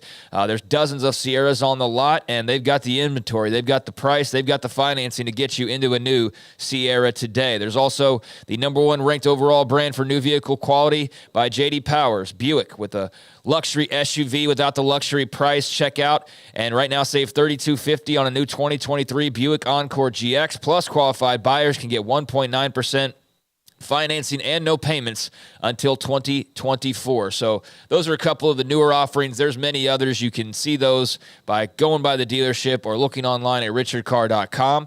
If you're looking to go the pre-owned route, however, there are a lot of different options there as well over the lot. Dozens of quality pre-owned cars and trucks, many of them under $25,000, and they have the financing philosophy of 100% credit approval. They say yes when others say no. So those are just some of the options. You can also just go get your car worked worked on, need something like an oil change, or you need some body work, their award-winning service department is standing by to keep you on the road and to keep your car in tip-top shape. So go check out the people who have been in business for 24 years in Central Texas. Proud Baylor Bears, proud Central Texans. Log on to richardcar.com today. Call now or go see them now off Highway 6 at the Imperial exit. Cars priced right, day and night. At Richard Car in Texas. Trucks built for you, red, white, and blue. At Richard Car in Texas. Cars that zoom with lots of room. At Richard Car in Texas. Count on us, a dealer to trust. At Richard Car in Waco, Texas. Established in 2007 and independently owned, Alliance Bank Central Texas is committed to helping families and businesses meet their financial goals. From their tellers to their board of directors, they know the importance of superior service and competitive products. Customers have confidence knowing that their financial needs are in good hands. It's your bank, Alliance Bank Central Texas, with 2 Waco locations, 4721 Bosque Boulevard and 191 Archway Drive on Highway 84, and at AllianceBankTexas.com. Member FDIC and equal housing lender. It's another time to speak with Samantha Duvall from TexasBeefHouse.com, handles the marketing, and someone that you will talk to a lot when you do call for the great product of the Texas-raised Wagyu beef. It's college football season, tailgating, it's a big deal. People love to put beef and pork and chicken, etc. on the grill. Let me know what you have. We've got everything. If you've got a morning game, you can get our breakfast sausage or our bacon. You can tailgate with some breakfast tacos. If you've got an afternoon or evening game, we of course got our hamburger patties. They're half-pound patties, 4 patties to a package, and we even have jalapeno and cheese patties. They're amazing. They'll blow your mind. Just that extra flavor, not too spicy. They have a high heat cheese so they don't melt on the grill, and our patties don't shrink up on the grill either. Anytime you order, use our code STICK'EM10 to get 10% off your order of $100 or more. Where is the best beef in Texas? Your house. When you order from Texas Beef House, unleash the flavor of Texas-raised Wagyu from our pasture to your plate. That's Samantha Duvall, TexasBeefHouse.com. Shorty's Pizza Shack at 12th and Bagby is a homegrown, locally owned pizza place that's out of this world. Everything from the dough, the sauce, the sausage topping is made fresh in-house. Not to mention the amazing pizza pillows, the chicken wings are to die for. Try the Sikkim sauce, chili cheese fries or tots, plus great specials on food and drink every single day. Shorty's is also the perfect spot to watch the game with your friends. Shorty's Pizza Shack at 12th and Bagby. Tell them Paul sent you by. Did you know that 1 out of every 4 men have symptomatic low levels of testosterone and don't even know it? And if you think you're too young to worry about it, guess again. Low T levels can make you feel tired and grumpy, raise your cholesterol, and cause weight gain. Petty Clinic Low T can set up same-day blood screening and results. So if you're tired of being tired, call or go online at pettycliniclowt.com. It's a private clinic with an atmosphere catering to men. Affordable, only $165 a month, including lab work, office consultation, testosterone injections, and follow-up visits, compared to $300 or more a month in Dallas or Austin, and you don't have to drive 90 miles one way or the other and fight the traffic. Petty Clinic Low T has board-certified physician consultations and will provide the best form of brand-strength testosterone. Contact Petty Clinic Low T for increased energy, improvement in sexual desire and performance, mood, concentration, even a decrease in body and belly fat. Just off Highway 84 and Old Hewitt Drive in Woodway, pettycliniclowt.com.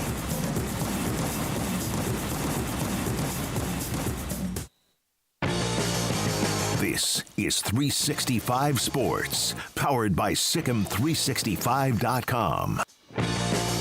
The 4 o'clock hour is sponsored by Boozer's Jewelers, the wedding ring store, specializing in custom jewelry and repair, all in-house. Now here's David Smoak, Paul Catalina, and Craig Smoak. All right, thank you for those in the chat room. A lot of discussion about games we brought up, and then Ricky Thompson joined us. We don't have a guest again until 4:45 with Steven Johnson, who covers TCU, and that'll be interesting because of just the hoopla.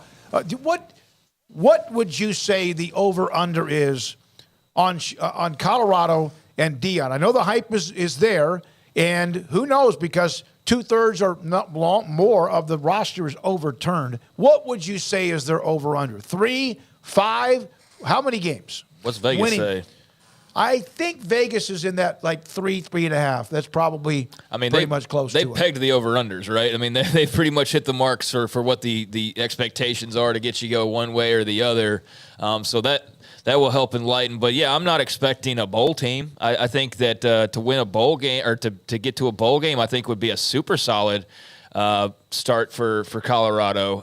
That would inspire, I think, a lot of confidence if you're able to make it to the postseason, just given where the program was, given the amount of turnover that you've had. Forget the fact that he's gone and flipped the rosters. Like, how do you put all that together and have, it's one thing to grab like 5 guys and, we're talking about just say, like, for example, we were talking about Baylor. Like, they had like 12 transfers, okay? Like, how do you mix those guys in? I mean, imagine doing it times 5.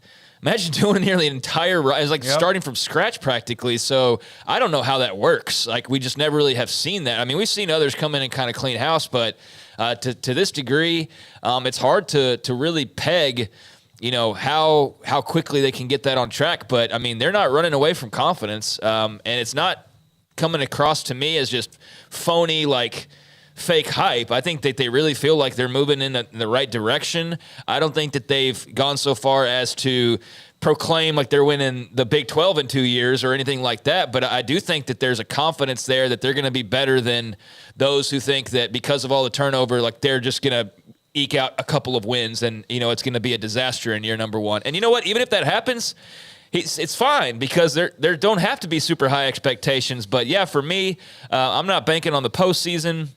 What did you see what they're? Yeah, it's 3.5. Yeah, and so it says here the over/under 3.5 wins, and then also mentioned that the odds. Let's see what it says.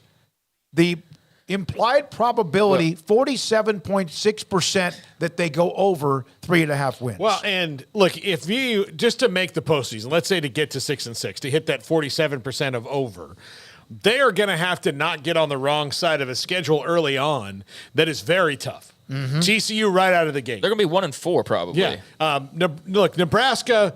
It's a home game. And it's a home game, but I'm telling you. But Nebraska, that's not going to be an easy game for either one of those schools. Right. Bottom line. Okay. Colorado State is the easiest one on paper right now. And but they've beaten Colorado before. And I don't know anything about Colorado State to tell you that they would definitely lose the game to Colorado State or Colorado State to Colorado. Then at Oregon and USC in the first 5 weeks, that's tough. So if they're 1-4, then that means that you can only lose 2 games on the way out, and that schedule includes UCLA, Oregon State, Wazoo, and Utah. Not even mentioning Arizona and Arizona State. In that, I'm just saying the teams that were all bowl teams last year, you still have on your schedule. Yeah, I'm not predicting to win a bowl game. That's why I was asking about the over-unders, just to see where they're pegged there, because I'm just saying, in general, if they were to do that, I think that would be a phenomenal first year for Dion and company. That would be like an amazing first year, but I'm not expecting that. And I think 3.5 is what you said. Yep. I think that's perfect because if you look at the schedule, it's really hard to find 4 wins that you feel great about. You can find a couple, but beyond that, it's really hard. And to find 6 is nearly impossible on paper. I mean, it's just impossible without knowing what they look like, and you'd have to assume that they've taken large leaps and bounds, not only to be massively better than they were last year, but to then be on par with some of the teams that are already set up pretty well. There's always the chance that they could have an upset or two, but yeah, I think about 3.5, 4 is right. I think I'd man, that's why Vegas is so good. That's why it's perfect, is because they're right on the mark of like, man, that one way or the other is just a razor thin margin. I think I'd go 4. So I'd go over there, but I'm definitely not going 5. I think going over there. And by the way, they have a ton of transfers. One of them has not been cleared. A lot of the transfers have not been cleared, including former Baylor defensive back A.J. McCarty at Tech, and there's the Florida State player, then there's Colorado lineman and all these others. One thing is for sure, though, is that even though he has turned over like 75 or 80% of the roster, if they don't do well and there's not a lot of production will you do it again? Can you do that again? can you then turn over another 35 to 50% of your roster, or does it kind of calm down so you get some continuity? I mean, I know this is radio, so we don't exactly do it this way, but I think, can we get there first? Because that needs to happen for that question to matter. I mean, it's easy to say now, if Dave Aranda doesn't win a bunch of games, does he get fired? No, I don't think so, but, can we see how it plays out? You know what I mean? So it's just too early to say. I mean, that's not good radio talk, I know that, but to sit there and speculate on, well, if they have a bad season and what they could look like, I mean, we need to see it first, but I understand where that's coming from. If it doesn't work out, how do you expect it to then, I guess, work out the year after that? And I think that's because you give it time. You allow the roster to mature. You allow them to fill in the holes as need be. And look, there will be more attrition, to be sure. It won't be to the extent that it's been this offseason. But yeah, I mean, I think that you massage it till you get it right where you want it. And, we don't know how far away they are from that just yet. Kim said Deion would have to have become Moses, parting the seas to get that team to a winning season. And that's pretty much what Vegas is also saying as well. Yeah, I was just saying that, I mean, for them to get to a bowl, I think that would be like your highest prop, the highest that you would go would be them being able to eke out 6 wins, get in the postseason. I wouldn't bet on them doing that. Absolutely not. But if they were to somehow do that, then what are the Deion headlines after that? I mean, can you imagine with all the talk this offseason if he's able to squeeze out 6 wins?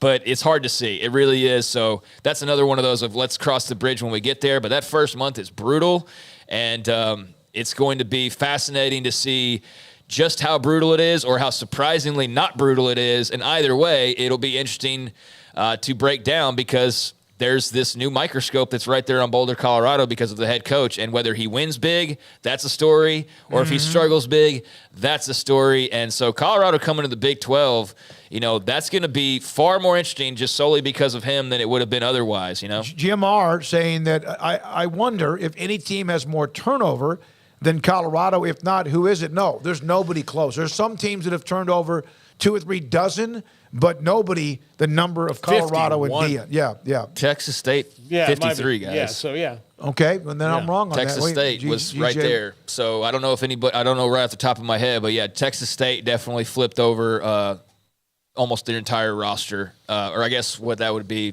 50 out of 80. 2 scholars, 53 out of 82, whatever percentage that would be. So, yeah, I don't know who else off the top right now I think comes close to that, though. Yeah, it's pretty extreme. Yeah, that you're right. GJ, who was on with us, if you didn't hear that interview, Texas State head coach GJ Kinney is in our page of 365 Sports. Paxton goes, who do I have? Utah, Florida? I have Utah. Yep. I have Utah. I know Florida beat them last year. I just love their style. And it doesn't mean Utah can't go up tempo. Like a lot of times, I just like the way that the personality of the team, the way they play football, which kind of, to me, minimizes, having one of those games where you throw up all over yourself. I like what Coach Whittingham does. I just like their program and where they are right now. With Cam Rising, better. Without him, to be seen. Yeah, I mean, to be determined. But, yeah, I think I'm going Utah as well. But Cam not being a part of it, that's something that's going to be very interesting for us to follow these next few days because he's supposed to be here in a matter of next weekend. And so that's definitely one to monitor. But I still lean Utes, even with Bryson Barnes being the guy rather than Rising. Paul, who are you going to use that? Utah. I just think that they're probably better in every other aspect, and I don't think that the quarterbacks are going to be that different, even though we're not going to see an experienced one at Utah. I just think that they'll figure it out. I think that game probably really sticks in their craw from last year because if they had won it, they'd only had 1 loss, right? And that might have changed their whole season when they won the Pac-12. That's a good point, yeah. And so – again, I don't know what to expect from Colorado. We're going to get a pretty good dose. I think TCU is going to be still pretty darn good. Chandler Morris, as we had Sonny Dykes on a couple of weeks ago, said he looks like the guy that won the job last year before he got hurt and Duggan took over in a different type of player. But I do think it'll be an immediate test. And who knows, Nebraska coming off the game with Minnesota or not. Colorado, Nebraska could just be an ugly game in week 2, depending on what they do and who they are after the first week. Colorado can absolutely win that game. Like I'm not going to pick them over Oregon or, some of the others in that first month. But we don't know enough about Nebraska to think that that's just chalk that up as a loss either. So, yeah, I mean, that's a big one for Rule and for Dion. And that's one of those, you grab that one, then you can kind of start to see a little bit of a path where, hey, they could maybe get to that 5-win mark if it goes a certain way. So, yeah, that'll be a big one. I'm not putting faith in any way that they're going to beat TCU. If they're able to do that, then, oh, my God, can you imagine the reaction to that? That would be that'd be good fodder for a lot of people. And, man, it would be one hell of a week of marketing for Deion Sanders if they were able to pull that off. But, yeah, that's hard to see right out of the gates. No, if they win in Fort Worth against TCU, it will. You talk about a steamroll of what is already a lot of hype, and they would earn it if they were to do that against TCU, despite the Frogs having so many different players out. And Steven Johnson, in about 15 minutes or so, will discuss that with us. Someone had mentioned Jake Spavital. We had him on the show a couple of times, Texas State, former A&M coordinator. He's now, I think, at Cal. That he, there was a year he didn't sign a single high school football player. Now, that was before the transfer portal. I think before it really, just completely opened up naked. But there was a year when everything they did were players that were either junior college and or from other schools who transferred. And imagine, and that was before what we see now with Colorado and with G.J. Kinney at Texas State. When we come back, it's 365 Sports. We appreciate all of you who watch us every day. Please hit the like and subscribe button if you don't mind. Also today, Emery Winter, Jack McKenzie, Garrett Ross, Levi Caraway, Paul and Craig. I'm David Smoak, and this is 365 Sports. Alan Samuels, Dodge Chrysler Jeep Ram Fiat. I got some new material. They have got a fantastic sale going on. It is Labor Day weekend. Ted Teague sent this to me earlier. In fact, maybe it was yesterday evening. Right now, the Labor Day sales event going on, Alan Samuels. Get a 2023 Ram 1500 Lone Star Crew Cab. 20% off MSRP or 2.9% for 72 months.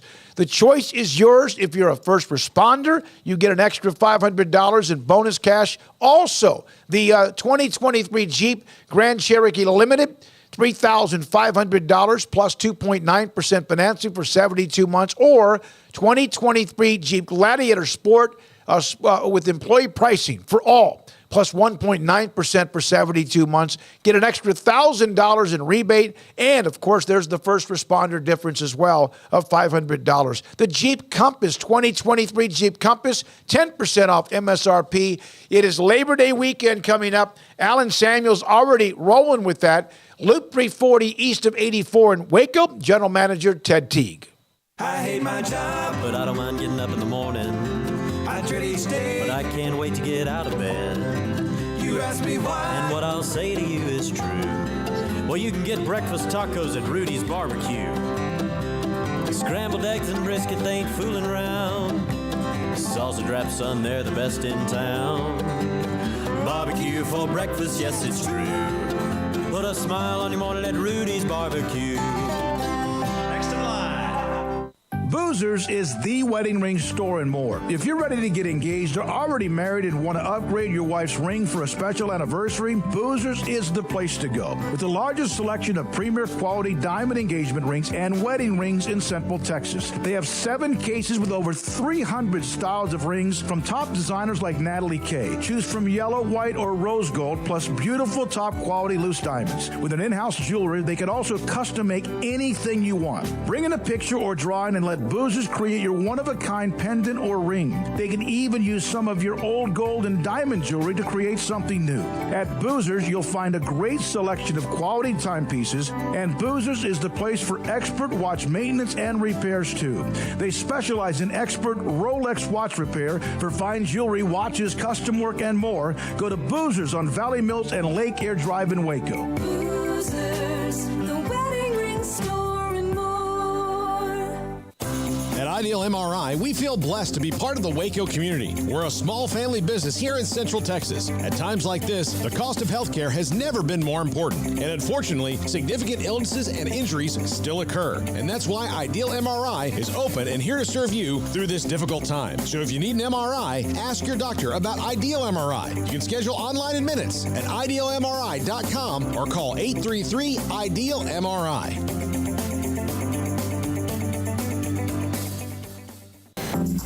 Waco Regional Tennis and Fitness on Lakeshore Drive is a premier elite life-changing experience where you can change your mind, body, and soul. Waco Regional Tennis and Fitness offers over 40 group exercise classes every week, including boot camp, indoor cycling, bars, silver sneakers, and more. If you haven't been to Waco Regional Tennis and Fitness lately, you're missing out on the improvements. New flooring in the weight room floor and locker rooms, new paint and mirrors added to the weight room and group exercise room, and many new machines have been added and arriving constantly on the weight room floor. New free weights, weight machines, TRX, rowing machines, stationary bikes, new treadmills, new ellipticals on the spacious weight room floor. Personal training with Christy London, Randall Corley, Alex Box, and welcome to Nathan Roach, where you will be encouraged and motivated to grow. A kids club included with your membership, plus sauna, whirlpool, and tanning bed. 16 tennis courts plus a beautiful stadium court, and longtime youth tennis pro Britt Coleman and assistant junior Kenna. Adult tennis lessons and clinics with Blake, and the commitment to pickleball with 8 courts and instructor Jody Thurman. Visit the website at wacotennis.com or visit us at Waco Regional Tennis and Fitness next to Hawaiian Falls on Lakeshore Drive in Waco.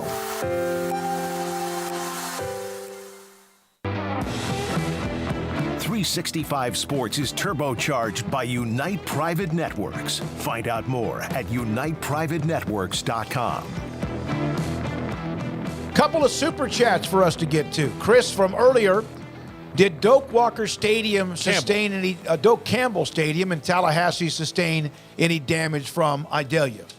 I have not seen that yet, and it they still have 2 weeks before they have to play in it because they're playing in Orlando on Sunday. So whether it did or didn't, at least for this week, has no bearing. So I talked to my brothers. One lives in Tampa. One of them lives in Clearwater. They said everything was fine. It rained a lot. Pretty much blew through that area about 4 or 5 o'clock this morning.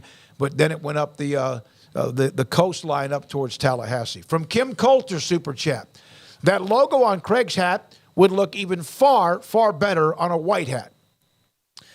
Yeah, I have a white hat. I just haven't broken it out just yet. Got a few different colors now. We got reloaded with hats over at Big 12 Media Days. So yeah, you'll see the white one at some point in time. But it's so nice looking that I've not gone to daily wear because it would be dirty. You know, it's hard to take care of an all white, like super white hat. So I keep that one as clean as possible and haven't broken into daily wear just yet. But yeah, you'll see that at some point this season and here in the next few weeks. Bobby, beat up.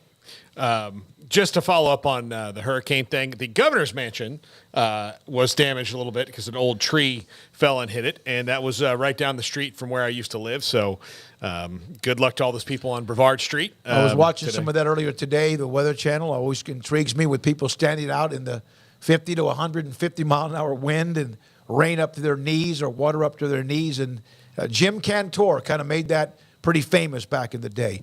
Bobby B., it pains me to say this, but TCU will be formidable. Morris at quarterback, he's very good. It won't surprise me if they get back to the Big 12 championship game.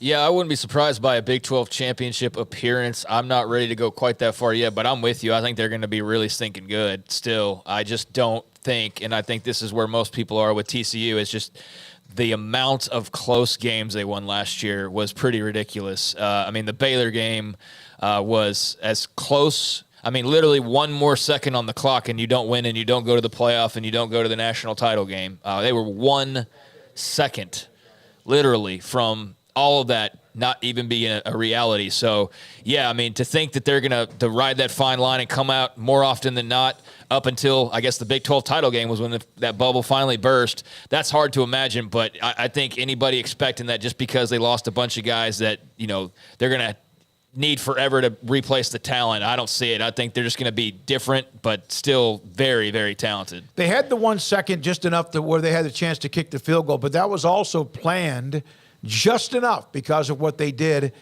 when they kept the clock running and then ran in to kick the field goal, and it could have been – it was good. It was right down the middle. We're now joined Stephen Johnson, Fort Worth Star-Telegram, covers TCU. Stephen, you know, last year was a magical year until the end against Georgia, but what a great run it was for the Frogs, and we talked to you many times along the way. When you look at them as far as what are the expectations, losing a lot of players to the NFL, but they still have tremendous talent.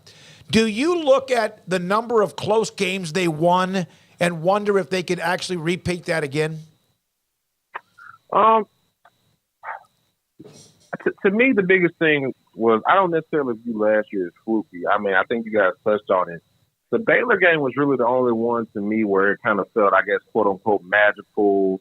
But even if, like you said, like they practiced the bazooka field goal, it actually took Baylor, I think, kind of mishandling the clock to even give TCU that opportunity. Mm-hmm. So they won some close games last year, and a lot of those games, they still led wire to wire. Like against Michigan, they led from the entire way. So either way, I think TCU was in good position. You know, my official prediction for them was to win 10 games, compete for a spot back in AT&T Stadium. And based on what I saw in training camp on both sides of the ball, I think TCU is one of the top teams in the Big 12. Steven, do you think that the Chandler Morris being the starter last year allows him to, even though he wasn't the starter when it came down to it, but winning that job allowed him to hit the ground running in a little bit different fashion than he would have been had it just played out that Max Duggan was the guy? I suppose you could look at it like that. I mean, just going back to how last season unfolded, he was clearly the best quarterback during training camp. So, you know, obviously, the way things worked out, it worked out great for TCU, but not necessarily for him to get hurt in the third quarter of the first game of the year. But honestly, I think that time he had to kind of just watch Max, didn't really have a choice. It kind of helped him mature as both as a player and just as a person overall. And the team really responded just seeing the way he kind of handled everything. You know, they say technically you're not supposed to lose your job to injury in football, but hey, we also know it's about getting wins. So he's a coach's son, so he understood that. And I think he got a lot of respect from his teammates for just being a good teammate and not being selfish. So I think all those things allowed him to hit the ground running this year. And he's definitely one of the leaders of this team.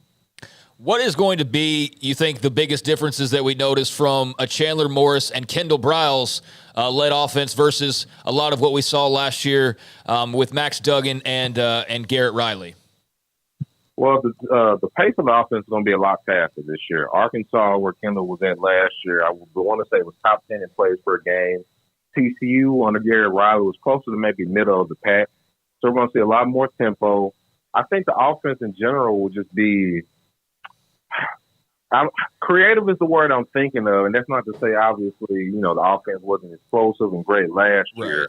I think because they don't have a Kendrick Miller or Quentin Johnston, Kendall Briles has had to kind of be a little more experimental with some of the ways he's gotten the ball to his playmakers. So I think the offense will be a lot faster, and I think in terms of just as a player, I think Chandler will get the ball out of his hands a lot quicker on average than probably Max will. I think he'll still take his fair share of big shots down the field as well, too. But I think this offense really fits Chandler well, and he looks like he's really comfortable in it. It's hard to replace guys when they leave, but that's also a part of building the program, that when others move on, then you have somebody else or maybe others in place. Who replaces Quentin Johnston in the big playability? Although at times last year, of course, he was also out. I think it would be a committee approach, honestly. But when you actually look at their receiver room, they're deeper and probably more skilled than they were last year, where it was really just, you know, Quentin, Tay, Darius Davis, Savion Williams, and Jordan Hudson, who's now at SMU. Now TCU feels like they can go 8, 9, 10 deep at receiver. You know, they brought in a lot of Power 5 guys. Dalen Wright from Minnesota, Jack Best from LSU, Jalen Robinson, who was at Ole Miss and started at UCF. And J.P. Richardson from Oklahoma State, he's a guy that I think will probably be TCU's leading receiver in catches and yards. So I think they rebuilt this receiver room, and now they got a room that, like I said, it doesn't have a first-round pick in it as of yet. But I think it's more versatile and deeper than it was a year ago. What do you think about the running back position? They got eaten up there too. I mean, you know, Kendry Miller's gone, Mercado's gone. I mean, that was maybe a little bit underrated depth wise when it came out, because you're looking at all the receivers and the big plays they were making. I don't think the run game will be as potent as it was a year ago, just because you also have to remember Max was just such a great runner, and you always have to respect his ability as a rusher. Chandler can move as well too, but he's more of a guy that Max will lower his shoulder, run through you. I think Chandler's more of a guy that's going to escape pressure, you know, pick up those first downs, but he's mainly kind of extending the play to kind of find the receivers down the field. So, but their running back overall, I think they're actually in a good spot. Imani Baylor, I think he's going to be the starter. He was a guy, I know it was a small sample size. I want to say he averaged 8 yards per carry last year. And he got to sit behind Kendra and Amar DiMercado. And he had his moments when he got in the game. So it's going to be him and Alabama transfer Trey Sanders, another guy that I think will be part of that rotation. So it just won't be as potent as last year just because Kendra and Max is just so good. But I think Imani Baylor has the potential to be a 1,000-yard rusher too. That was a very good offensive line last year, Stephen. As you know, a lot of experience, and they lose a little bit, but there's also some guys coming back. What's been sort of the progress report on what to expect up front? Well, right now, the offensive line seems settled, but I think before that kind of shut down training camp, the biggest question mark they had was who was going to be the starting center. You have either John Land or Colton Deary, a transfer they brought in from Maryland. So I think that's really, the only really question about them. Other than that, you know, you bring back 2 starters from last year, Brandon Coleman and Andrew Coker. I think the staff wants to play both of those guys on the left side, and if you do, you got 2 guys with over 1,000 snaps. It started, I want to say, all 15 games last year. So I think that could be a potent lineup. Then at right side, you have Mike Nichols. You know, they brought in Jackson State transfer Willis Patrick. So I think right now they're pretty much settled with that first 4. And then, you know, whoever doesn't win the job at center is probably the first guy off the bench. But another name to know is Ben Taylor Whitfield. He's from Duncanville. He's a freshman offensive tackle that's already kind of broken into the 2 deep. So I think TCU likes his depth, but I think they're still kind of trying to figure out who's going to be the center and, of course, the final combination. Do we keep Coker and Coleman together on the left side, or do we put Coleman back at left tackle and Coker back at right tackle? What is or how much of hype is there this week with Deion coming to town? Oh, it's a bunch. And honestly, most of the hype, I would argue, is probably centered more so around Colorado. I think there are some people, you know, that want to see how TCU looks, what they do after what happened against Georgia. But it seems like a lot of people are just really excited to see Deion's first game. A lot of people think it's going to be close. They could cover and things like that. Fox Big Noon Kickoff will be here. There's a lot of energy down here. And I think, like I said, TCU is eager to get back on the field after their final game. And now there's also coming on the national stage where if you really look across the slate on Saturday, it's a top game. I'm not sure there's a better game out right now. So all eyes will be on TCU, and I know they're looking forward to the moment. Yeah, Stephen, don't you think it's a little bit funny, though, that you have a team that was in the national championship game and honestly, especially when it comes to Big Noon Kickoff and all that, 90% of the talk will be about the other guy and a team that was 1-11. Yeah, absolutely. And look, I guess it's just about, you know, Deion, Coach Prime, star power. I was watching the ads that's been running on Fox, and it was almost exclusively about Deion with maybe a small mention of TCU as a Big 12 powerhouse. So that just kind of goes to show you. And I think internally, TCU's saying all the right things publicly, but I think that's going to be kind of another factor that's kind of driving them. All the hype, all the chatter, you know, they've been very vocal. You know, they're very open with stuff they've been putting out online on YouTube and things like that.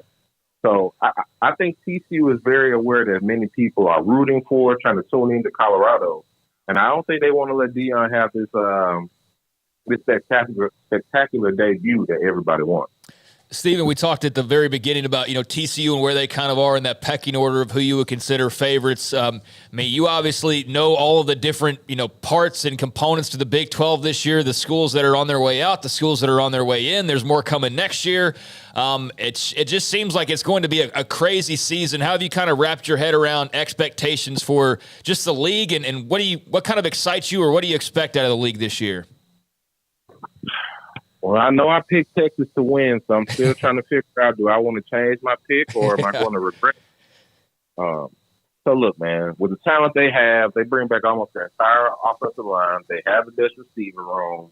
This is Texas. They'll be fine at running back without Bijan. And then everything they bring back on defense, obviously it is literally now or never, but, you know, with what Kansas State lost, with what TCU lost, Oklahoma's a question mark. Oklahoma State lost a lot of guys to the transfer portal. Everything tells you, if you just try to take out the bias, they should win it this year. But we've heard that before. So outside of Texas, I think Kansas State will still be really good this year. With that O-line, Will Howard, Treshaun Ward from Florida State, I think they're probably – I had them ranked a little bit higher ahead of TCU just because we know what Will Howard can do, and Chandler Moore is still a bit unproven. So my power rankings was Texas, Kansas State, TCU. I went Texas Tech at 4 and Oklahoma at 5. Those are the 5 teams I'm really expecting to contend. I think Oklahoma State is a team I didn't realize till recently, but I think they have it. No, that's Oklahoma. One of those Oklahoma schools has a really advantageous schedule where they kind of both of them do. I think. Yeah, so both the Oklahoma schools, I think I was maybe sleeping on them early in the preseason until I realized and started looking at their schedule and was like, these guys can just win 8 or 9 games on their schedule alone. So I don't anticipate any of the new teams kind of contending early on. UCF should be decent, but I will go Texas, K-State, TCU, Tech, and then both the Oklahoma schools, with Oklahoma at 5.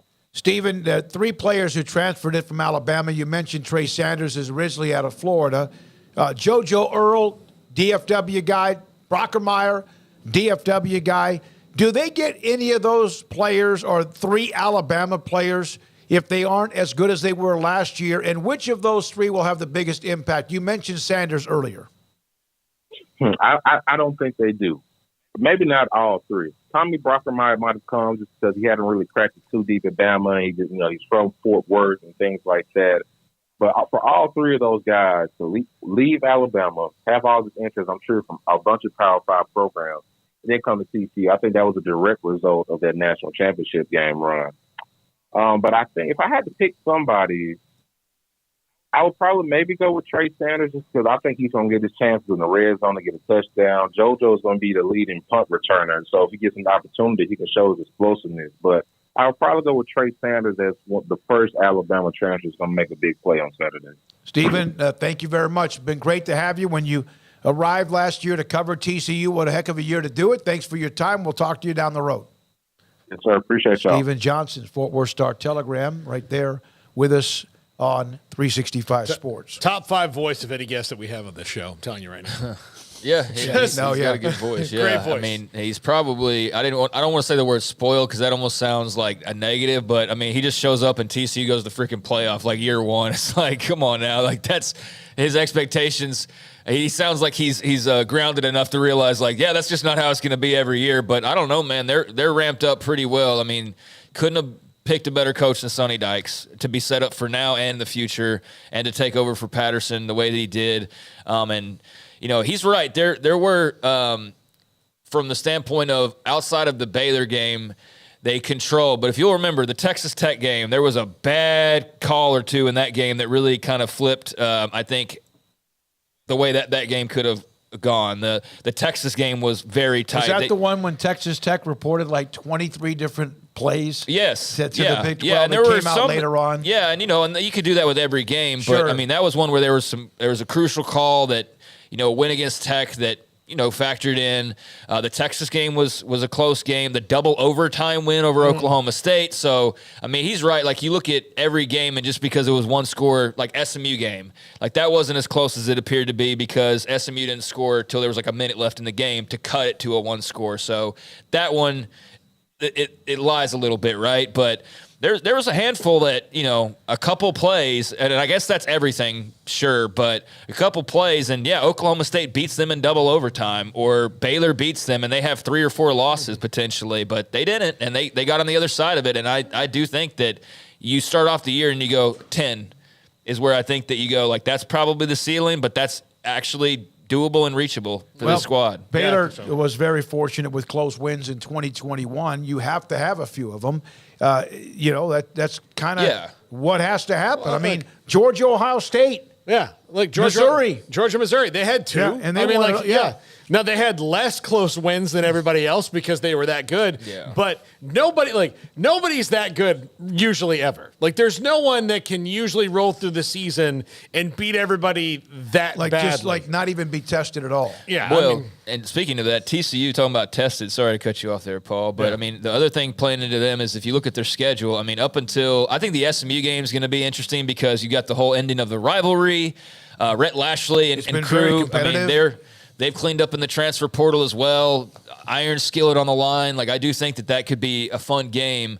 But with all due respect to Colorado and, Houston on the road to open the Big 12 slate, that SMU game maybe, but man, I mean, maybe BYU at home in mid-October, but really I go all the way to on the road in Manhattan, October the 21st, before I see a game where I actually pause and don't go automatically like, that's a W, that's a W, that's a W. So it plays well into their hands to have a huge start if they just take care of their business. All right. Thank you to Stephen Johnson. We appreciate your time in covering TCU for the Fort Worth Star-Telegram. Coming up next, Bob Thompson, the anniversary of 2007, the Big Ten Network.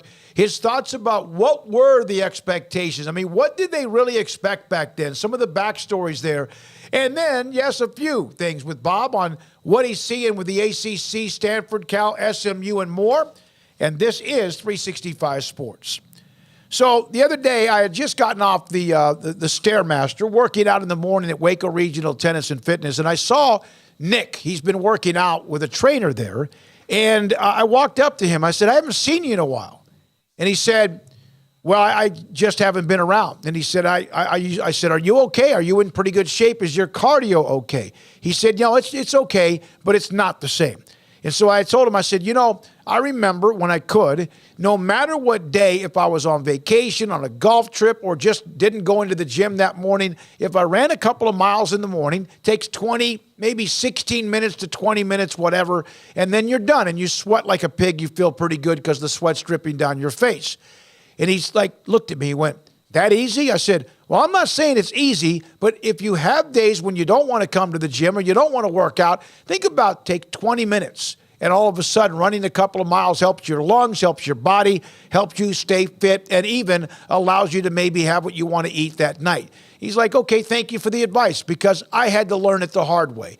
282.5 pounds. Now I've been below 200 for many years, and sometimes even around 190. I want to work out so I can eat what I want to eat when I want to eat it. It's Waco Regional Tennis and Fitness on Lakeshore Drive in Waco.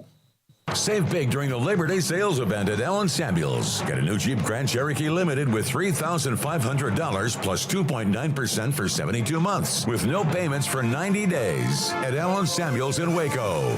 Come by. Let's be friends.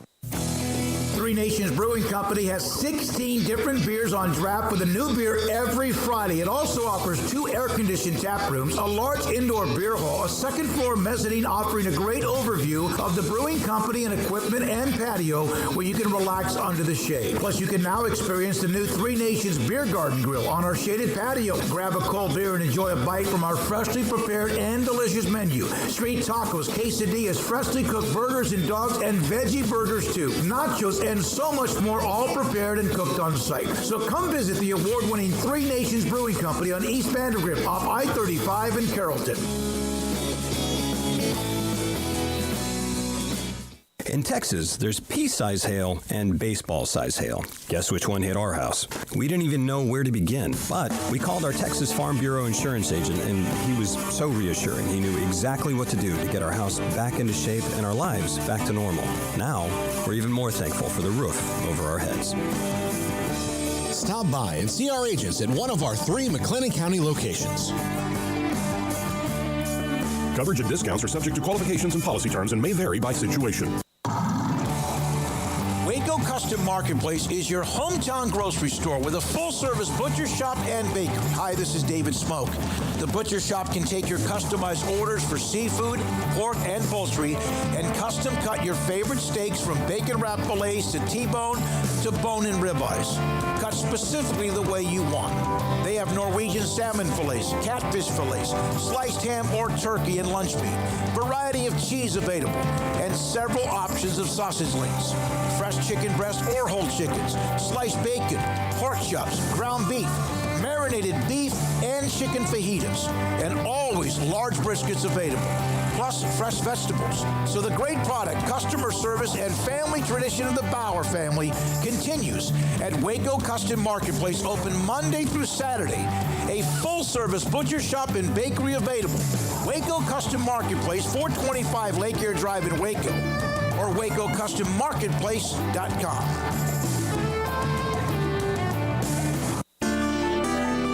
It takes time to reach goals. It's a truth that applies to more than sports. It goes for your financial goals as well. You work hard for your money, and you deserve an investment strategy that lines up with your game plan. And Chuck Verno, your Edward Jones financial advisor, can help. If financial investments aren't putting forth the effort you desire, stop by today for a financial review. Chuck Verno, 720 North 64th Street in Waco, 254-732-1161. Edward Jones, member SIPC.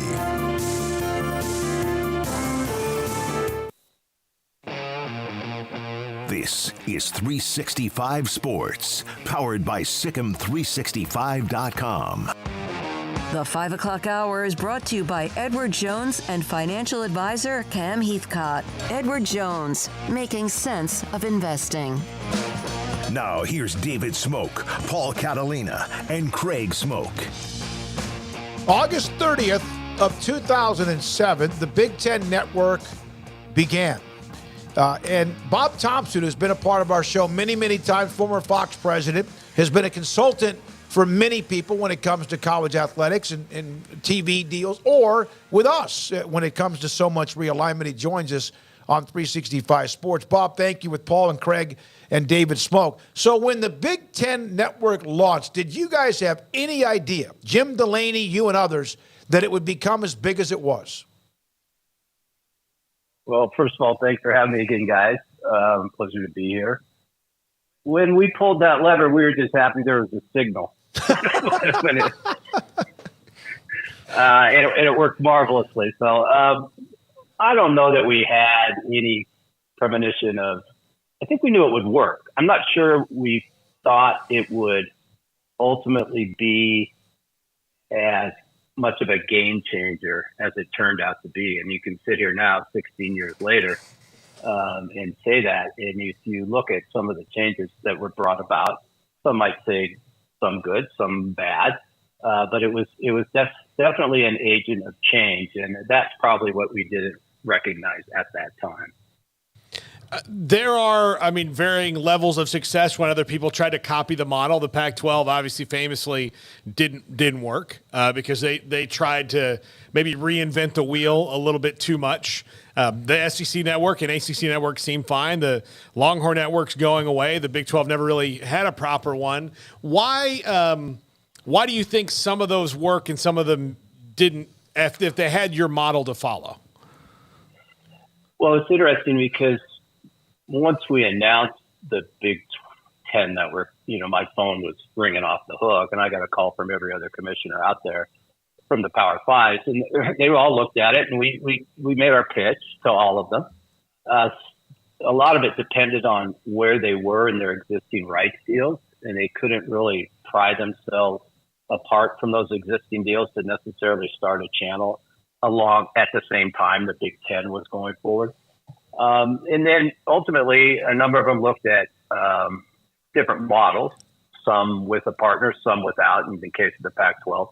And certainly the ones that ended up working, the joint venture, say, between Fox and Big Ten, and the revenue share type setup with the ACC and the SEC, where ESPN owns the network, but the conferences are profit participants. And then in the case of the Pac-12, we decided to go alone, and we know how that ends up. And then the Big 12 was a little bit of a different situation because many of those schools had existing third-party deals for their third-tier rights. And then you had the Longhorn Network kind of hanging out there over everybody's head, and Oklahoma had a pretty profitable situation as well. So they decided, and to this day, I've never really launched a network. They have a very robust Big 12, as you guys know, Big 12, set up on ESPN Plus that I think has served them very well. Bob, how impressed are you, or what are your thoughts on just the way the Big Ten's been able to spread itself out, whether it be from, obviously the geography footprint that they now have going all the way to the West Coast starting next year, but also the networks that they're on, the size of the Big Ten network. It's all set up quite well, is it not?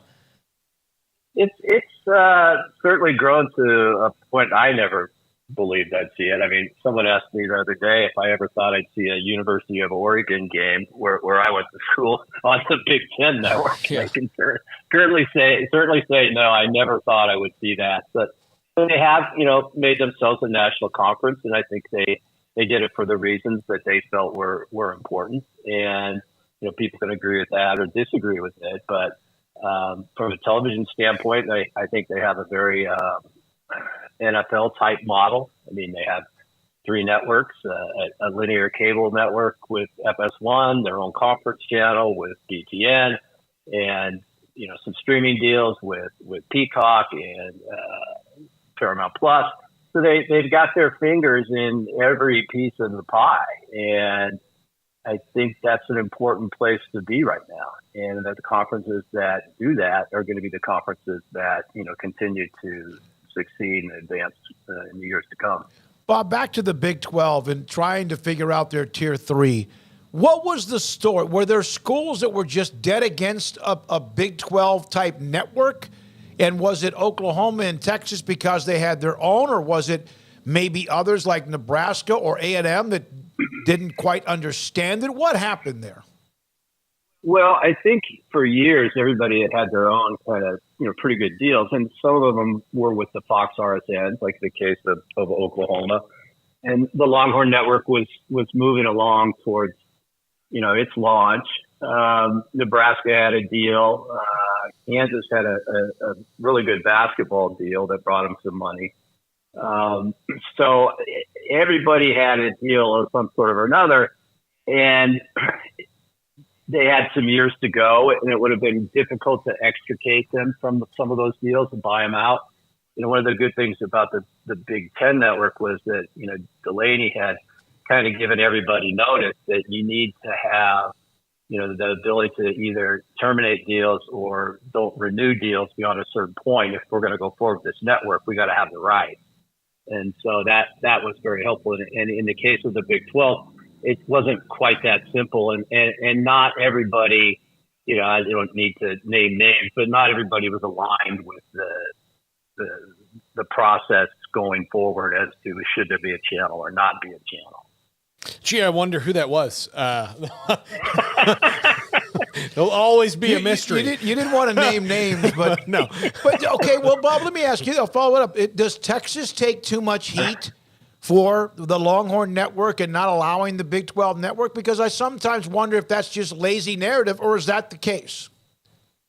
Well, it would have been very difficult to do a Big 12 network without the Texas product. Yeah, and yeah. If they weren't in, we weren't real interested. And we looked at the Longhorn Network, and I spent a fair amount of time with the Loss and Chris trying to figure out if it was something that worked for us. And at the end of the day, they got a pretty blow away offer from ESPN, and we took our little bag and went home. Bob, you worked a lot with Jim Delaney, and he was someone who I think people will remember a little bit differently depending on how you felt about what he did in college football. But there is no mistaking that he was a mover and a shaker. I think a lot of people think of him as kind of against postseason expansion and maybe a little old school there, but he was clearly an innovator in other ways. What kind of impact lasting when people take the 10, 15 years from now about what Jim Delaney really meant for this era of college football? Well, I think you're right. I mean, he was very, very passionate about the product in the Big Ten itself, but in collegiate athletics as well. I mean, he played basketball at North Carolina. He, worked in a variety of areas within college sports, and certainly always had, I believe, the sports best, college sports best interest at heart.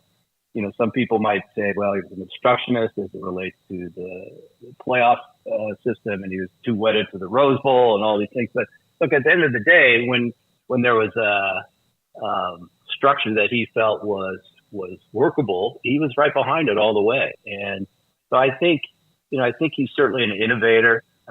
He was a bit of a risk taker, calculated risk. He was a very, very excellent consensus builder. I mean, his ability to hold those conference presidents together while we were doing hand-to-hand combat they're trying to get the Big Ten network launched was amazing. And, we had some very tense meetings with some presidents after that first year, right before the start of the second football season. Were we going to get our carriage taken care of? And fortunately we did by the start of that second season, and things, took off from there. But his ability to, keep the ADs in line, coaches in line, and build a consensus that this was the right thing for the conference to do is something that I think will live on. And as I said, the kind of the changes that this channel or this network brought about, if you look at collegiate sports now, it's really amazing. What are your thoughts on what's trying to be figured out right now in terms of the ACC and the remaining, not all four remaining Pac schools, but Cal and Stanford? I mean, obviously there's, the conditions as far as pro rata and the money and all of that, but you've seen kind of all the scuttlebutt that's out there right now. What are your thoughts when you see the arrangement that they're trying to work on here? Well, I think we're getting close to the end here. If we can, find a home for these the four orphans, so to speak, of the Pac-12, I think it sounds like Stanford and Cal are headed for the ACC along with SMU. Whether that's because the ACC really wants them, or they're looking to potentially, add a few Power 5 schools that are floating around in case at some point they need to backfill. They lose a couple of schools who get real comfortable with pulling out of the ACC. I'm not sure it's that easy, but certainly it's a decent insurance policy. And then with the other two, Oregon State, Washington State, figure out, is it a AAC? Is it a MWC? Is it a combination? Is it a merger, reverse merger, whatever? What's going to happen to all the credits, NCAA credits, Pac-12 assets, things like that. Then we should go pretty quiet. I don't see a lot of movement until the next round of TV deals, which, 2030 is when the Big Ten's up, so they'll probably start a couple years early. I'm really interested to see and understand there was a meeting today how the new CFT plays out. What is it going to be instead of 6-6? Is it going to be, 5-7? They've got to do something with some of the games that are floating around still from a TV standpoint. And then I think we get to play a couple of years under the new conference structure and the new CFP playoff, and we can kind of see how it goes, and then what changes might take place, as we get towards the end of the decade, which will be here. Everything starts a couple years out, so we're really looking about 4 or 5 years down the road. Bob, in the end, with Oregon, Washington, Big Ten, 4 schools to the Big 12, and perhaps California, Stanford to the ACC, all that money that's being spent on pro rata and from Fox or ESPN or whoever, in the end, wasn't that basically the kind of money that the Pac-12 could have had a year ago? Yeah, that's pretty much it. It's and it's interesting because markets will always go to the right level, and I said back in October or July of 22 that they're worth $300 million and for 10 schools, and that's what ESPN bid, and ultimately that's what 8 of the 10 schools are going to get. So there was certainly some sanity to the market, and I don't think anyone went overboard paying for those schools. I think Fox and some people would have been, and probably ESPN might have been very happy for the Pac-12 to still be around and have ESPN paying them $300 million a year, or have Apple take the product, because now, because of some of these contractual obligations, Fox and ESPN ended up, pulling up another couple $100 million that they wouldn't have otherwise paid if the rights had just been to Apple or somebody along those lines. So I think the market played itself out correctly, and the value that many people thought was the value that was ultimately achieved by the Pac-12 schools. But I think they just had a misplay, and it ended up costing them. And unfortunately, it looks like the big losers are going to be Oregon State and Washington State. You are a person who's negotiated a great many deals, and this is educational for me as much as anything. If I'm offered $30 million even though I might think I'm worth 50, do I tell you that I'm worth 50 before, or do I like throw that out and then see what happens? Because that's the rumor, is that they said they were worth 50 and then nobody ever, they never backed off that. Click, like the phone went dead. Yeah. Well, here's probably what happened based on my experience. And ESPN probably came in at 23 to 25 million and said, we want this package. We want it all. The Pac-12 networks will figure out, either we'll use them to produce or we'll take it over. We'll do something with the Pac-12 network. And they probably negotiated up to a number in around 30. And then apparently some schools, economist who has some history in valuing sports rights, I have no idea who this individual is, but told their president, the president asked him to do a study and he came up with 50 million. And so all this negotiating had gone on, and ESPN's probably thinking, okay, maybe we're going to end up at 32. We get them to the Big 12 number. Everybody's happy.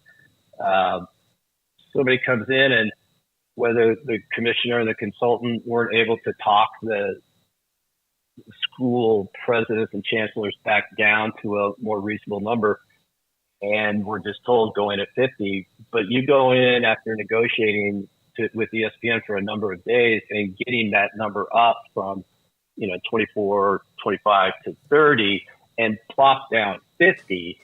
The guys at ESPN are like, well, I'm starting to put my folders in my briefcase and getting up and getting ready to go, because you've already negotiated a fair amount of time, and then somebody comes and drops a 50 on you. You go, how?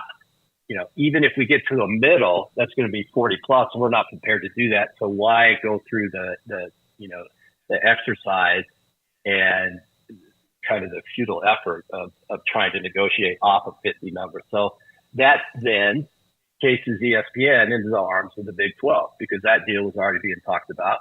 It was a number that was close by, very close. They only have 2/3 of it because Fox has the other third, as opposed to 100% in the Pac-12.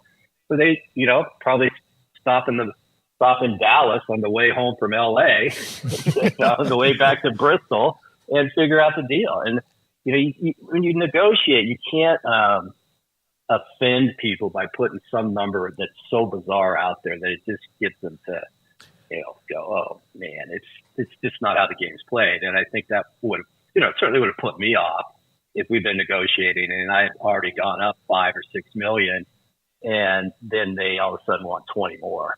I just go, oh. So we know with California, Stanford, and what they have and the money they have, and of course Stanford's athletic department's in debt, but what they bring to the table, we get it. It's still crazy because it's the West Coast and East Coast, but the Big Ten's now like that. The Big 12 might as well be. When you were at Fox, and I know that during that time, the SMU was, of course, in the middle of trying to just have a football program because of all they went through. If you were a network executive today, SMU is willing to basically say, we're going to not take any money, however the real details are, for 7 years. They want a seat at the table before the table is closed. And so it appears as if they're not going to get much out of this at all. What would they bring to the table, in your opinion? They're in Dallas. Their stadium's pretty small. They don't have much of a crowd, but they're in Dallas. So what is the value? Is that the value there? Well, yes. I mean, certainly from a TV standpoint, whether SMU gets in or not, that's not really TV's concern one way or another. If I was on the TV side, I'd be very happy to have them come in, because I think it's a good market. It's always a good football market. Anywhere in Texas is a good football market. So adding an SMU certainly isn't going to hurt you from a TV standpoint. I think for the other schools, it gives them an opportunity to probably recruit in there a little better shot than they have now, without having any teams, within a couple hours of there. So I think it's a win. I think, SMU has certainly got money behind it, and they can afford to not have to take distributions out of the media dollars. And I think SMU probably is very smart. Sees this as maybe a last opportunity, because we're now down to 4 power conferences. and this is probably their last opportunity to get into one for a number of years. And so I think on their part, it was a smart move. And, like I said, certainly they've got the money and they can afford to do it. And I think they now have to, kind of start looking like Utah and put some more money into the building and more money into the other programs and grow their athletic department in a manner consistent with not necessarily an AAC school, but a Power 5 school. Will you be surprised if this falls through? Because it has had the 4 schools, whatever's been reported. Do you feel like they don't go to a vote? And I know that I'm not talking network, but networks are involved here. Do you feel like that it will go through? Do you feel like somehow someone's going to flip and these 3 schools somehow get in the ACC? And what happens if, in fact, they don't? I think someone flips, and I think they get the votes, and I think it'll come out as though it was unanimous because these votes usually come out that way. And I say that because I think with the money that ESPN apparently has to pay, and the numbers around $72 million, and it's the fact that SMU is taking 0, and that Stanford and Cal probably taking $10 million apiece, then you've got probably some travel costs. That money will get spread around. But at the end of the day, you're going to end up with $50 million extra. And that $50 million is enough if you start applying it against the incentive-based conference championship football game, basketball game, men's basketball game, maybe women's basketball game. And then also some number of it that will just be divided by, 14, the current membership. And I think there's enough there that it will get somebody to flip their vote. Is it going to put all the talk at the ACC about people, bolting to rest? Not necessarily, but I think it will, do something for some period of time to maybe lower the rhetoric a little bit. Last thing, if you don't mind, Bob, former president of Fox Sports, has been with us many times the last couple of years since Realignment Crazy started. If, in fact, you were Oregon State and Washington State, what is the difference, in your opinion, other than location? Which power or group of 5 conference to you is juicier, the AAC or the Mountain West? I would say the Mountain West, primarily just from a travel standpoint. I think they fit in with that conference a lot better. I think that Gloria knows how to operate a conference and will do the best thing for Oregon, would present the best opportunity for Oregon State and Washington State. The question is going to be the structure. Is it a reverse merger? Is it a buy? Are they going to buy their way in? Is it a full merger? Somebody going to dissolve?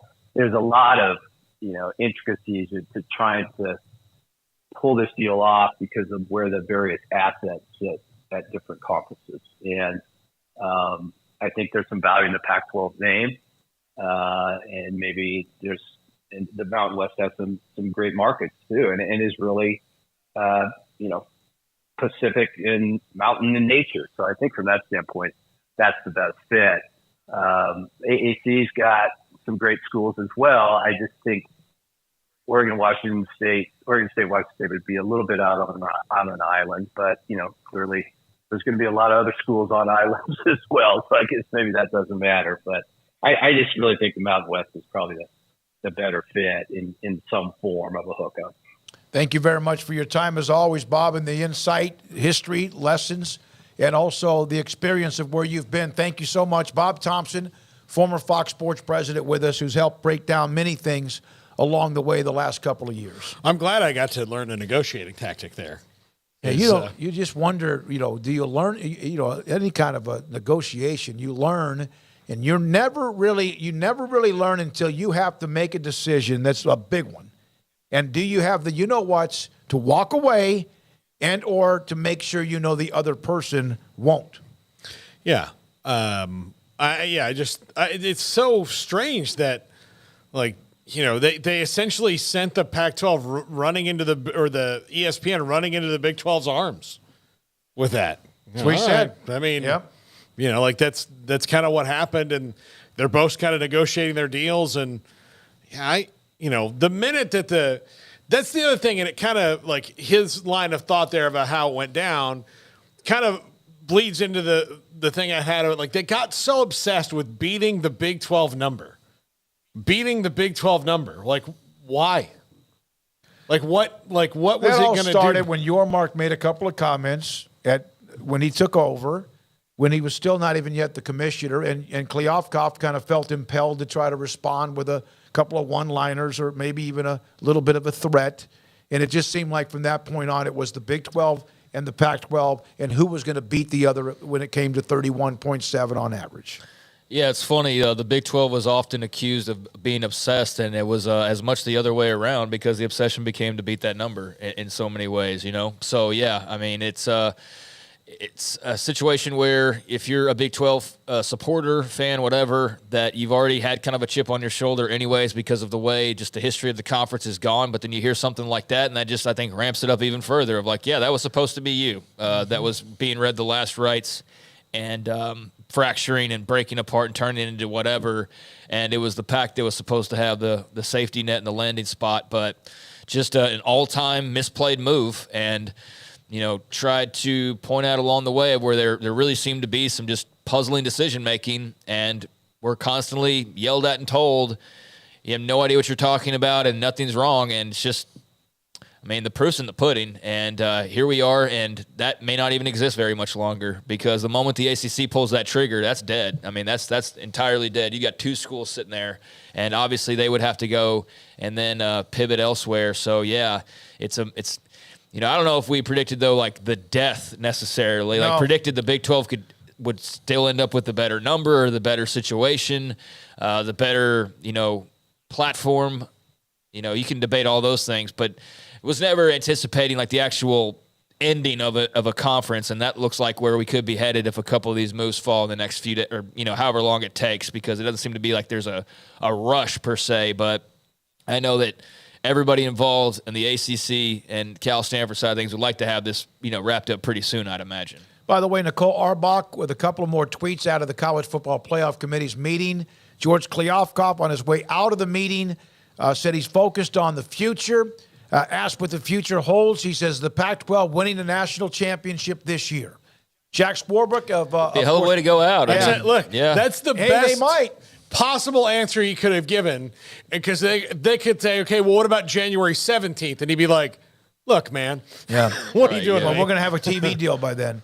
Jack Swarbrick, Notre Dame, by the way, Dublin was spectacular, and he said that he doesn't know when the ACC president's call will be rescheduled, but expects it to be. He also said he loved the week 0 as a really good start for college football. I think that week 0 is going to be a thing. But why not just call it week 1? I know. It's a stupid name. High school football in the state did that forever, and it never made any sense. It's called week 0 now because you have to get a waiver to play on it. But I think that if they make that the new week 1, with the ever-changing playoff calendar, postseason calendar, I think that that's going to have to be, because they're going to have to, with the playoff and the bowl games and all that, there's going to have to be some major adjusting going here, especially if they want to really make this thing work. So moving that up a week is going to give everybody maybe more time to make all this work, especially, look, the teams are going to be in favor of it, or the teams that are more than likely going to be in that playoff because it gives them maybe another bye week somewhere along the line. I just don't understand the math there. It's simple. Texas did it for too many years, and finally they went to week 1, and that, by the way, was last week. All right, when we come back, Paul Catalina's Top 5 is around the corner. Thank you for all of what you do every day when you watch us, whatever and however long it might be, and, of course, our sponsors. We're not done tonight at 10:30. Thank you to Emery Winter. The 365 Sports tonight will launch yet again every weeknight at 10:30 on the CW. This is 365 Sports. Riverbend Liquor and Wine, Lakeshore Drive at North 19th Street, and also now downtown on Franklin Avenue. Both great customer service experiences. Look, if you're at the new location downtown, it's kind of what's hip, what's trending, what is going on social media. They've got those kind of things there, among other things that you would need or want. But the more focus at the original location is the craft bourbons, the craft beers, especially the ones that are from the state of Texas. They've got those absolutely there. The best place to find them here in town at Riverbend Liquor and Wine. And look, at the original location, the drive-thru window, so speedy and so fast. Customer service, great at both places. And really, if you are just looking for anything for the weekend, for a party, whatever you're going to, they are the place to go. They're going to help you find what you need, especially if you maybe don't know what you're looking for. Say you're going like, oh, I'm not a wine person, but I've been asked to bring a bottle of wine to this party. They can suggest that for you. Or say you're going to need a gift for somebody. Hey, I've got whiskey here. I'm not really a whiskey guy. What's something that this person would like? And they can recommend that for you too. They're fantastic. Riverbend Liquor and Wine, now with 2 locations to serve you. In our logo and advertising, we say we are people that you can count on. What does that mean?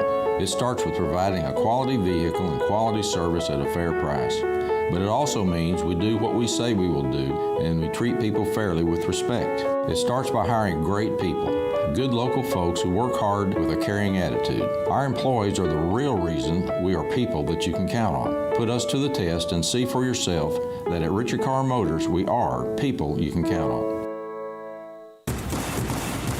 Petty Clinic Men's Healthcare in Woodway is now proud to offer you men an exceptional weight management body sculpting product called semaglutide, also known as Ozempic or Wegovy. Semaglutide is an FDA-approved weight management medication. Once-a-week injections of this powerful medication offers an average body fat weight loss of 20% within the first year of treatment. In addition to body sculpting, semaglutide also normalizes blood sugars and has the clinical research proof of reducing blood pressure, cholesterol, stroke, and heart attack risk. If you're like most men and you have stubborn fat that will just not respond to typical diets and exercise, then help is finally here. Semaglutide, affordable, highly effective. Google search Petty Clinic Waco and reach out to the Petty Clinic team today for a free consultation with Dr. Petty to see if semaglutide is right for you. Go to pettycliniclowt.com.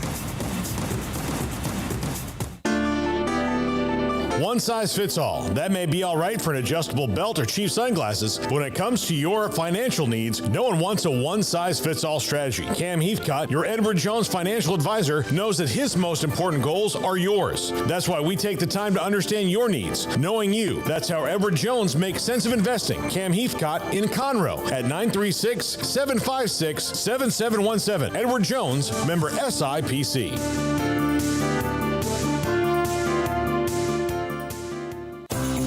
At Ideal MRI, we feel blessed to be a part of the Waco community. We're a small family business right here in Central Texas, and our goal is to bring down the cost of healthcare while maintaining high quality.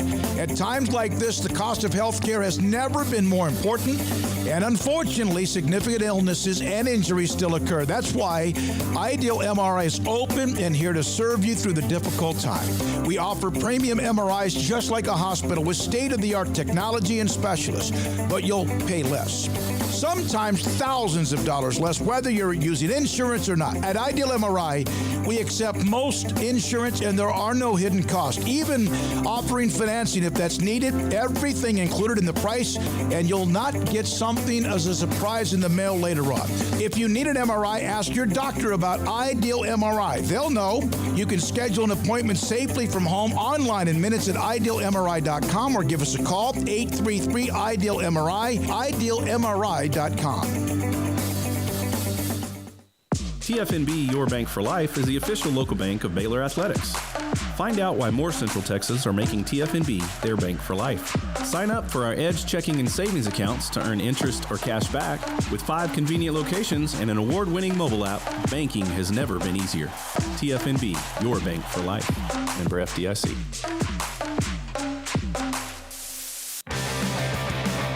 This is 365 Sports, powered by Sikkim365.com. Enjoying the show? Hit the like button and subscribe. 365 Sports, Craig Smoak, Paul Catalina, David Smoak every weekday at 3 until 6. We have so many different shows. Paul launched his new, The Triple Option, Monday, 1 until 2.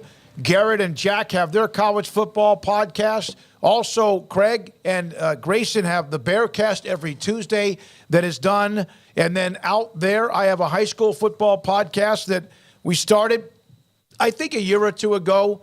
The guests this week will include what we did with LaMichael James, part of it from Liberty Ilo, and Demetrius Brisbane, who's committed to SMU, the quarterback out of Chapel Hill after their win against Gilmer, and then also a young man that is at Lake Belton High School who had to give up football because of a back issue and has continued to be a part of the program. That's on 365 Sports under the Texas High School Football Podcast link. Ross Dellinger with a couple of more nuggets from the College Football Playoff Committee and the meetings. Commissioners do not feel the expanded playoff has to be broadcast by multiple TV partners. Hancock saying that Kevin Warren and George Kliavkoff were previously pushing that. I don't feel that as much anymore. They will be satisfied with one if that's how it comes out. You mean they're not going to, keep pushing the idea that the guy who's not even involved anymore had, and the other guy who may not have a conference to commission anymore had? Exactly what I thought when I saw those two names. Yep. Yeah, no surprise there. One guy's not even involved to any extent whatsoever, and the other, who knows how much longer he's considered a commissioner, depending again on this ACC decision that's in the works and seems like it's, as imminent as can be, but is taking a little longer than I guess a lot of people would like, but that's just part of the deal. So, I'm not surprised to see that that's not as much of an issue now. Kliavkoff was there representing the Pac-12. He's the commissioner. But if it was a football coach, the same kind of record, there would have been an interim coach. He wouldn't have been there. There would have been somebody else, whether it was Schultz at Washington State or whoever. Also, Bill Hancock says he does not see an appetite from the commissioners to have more NFL-style broadcasting package of like 4 networks broadcasting the expanded playoff. I'd be stunned if it's more than a couple of the broadcasting partners. Yeah, I think they're probably they're going to need a second one just because of the new volume to do it and to get the money that they need. But they're probably not to the place yet where they can get 4 involved maybe yet, especially considering that the NFL, getting those broadcast partners, the NFL takes up some of those days that you'd want. So if you go to 4, so if you go to CBS and Fox or CBS and NBC, who have NFL postseason now. ESPN? Yeah, well, ESPN already had, but I'm talking about people who wouldn't have the postseason right now. So you go to CBS and NBC who wouldn't have the postseason and say, we'd like to put more playoff games with you guys. Why would CBS not have the postseason? The college football playoff, because ESPN has it.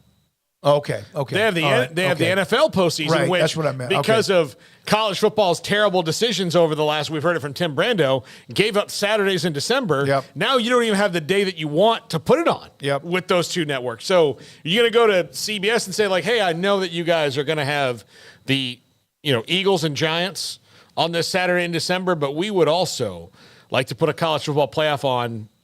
And Opposite, you know what's interesting? Bill Hancock is the executive director. I don't know if he's supposed to be the spokesperson, but it does seem as if he pretty much is the one, like, this is what we're going to do. Mike Oresco saying the AAC, the American Conference, has contingency plans in case SMU leaves the conference. No firm decisions yet, says the AAC can play with an odd number. And also says they're evaluating potential expansion. Washington State, Oregon State, kicking the tires, has an invite to visit the campuses. Will probably do it, but he noted that further discussion on expansion among his league members is needed. It's been a rough couple of weeks for the Beavers and Wildcats, or Cougars, excuse me, and now getting potentially slow played by the American Athletic Conference has got to be a new low, right?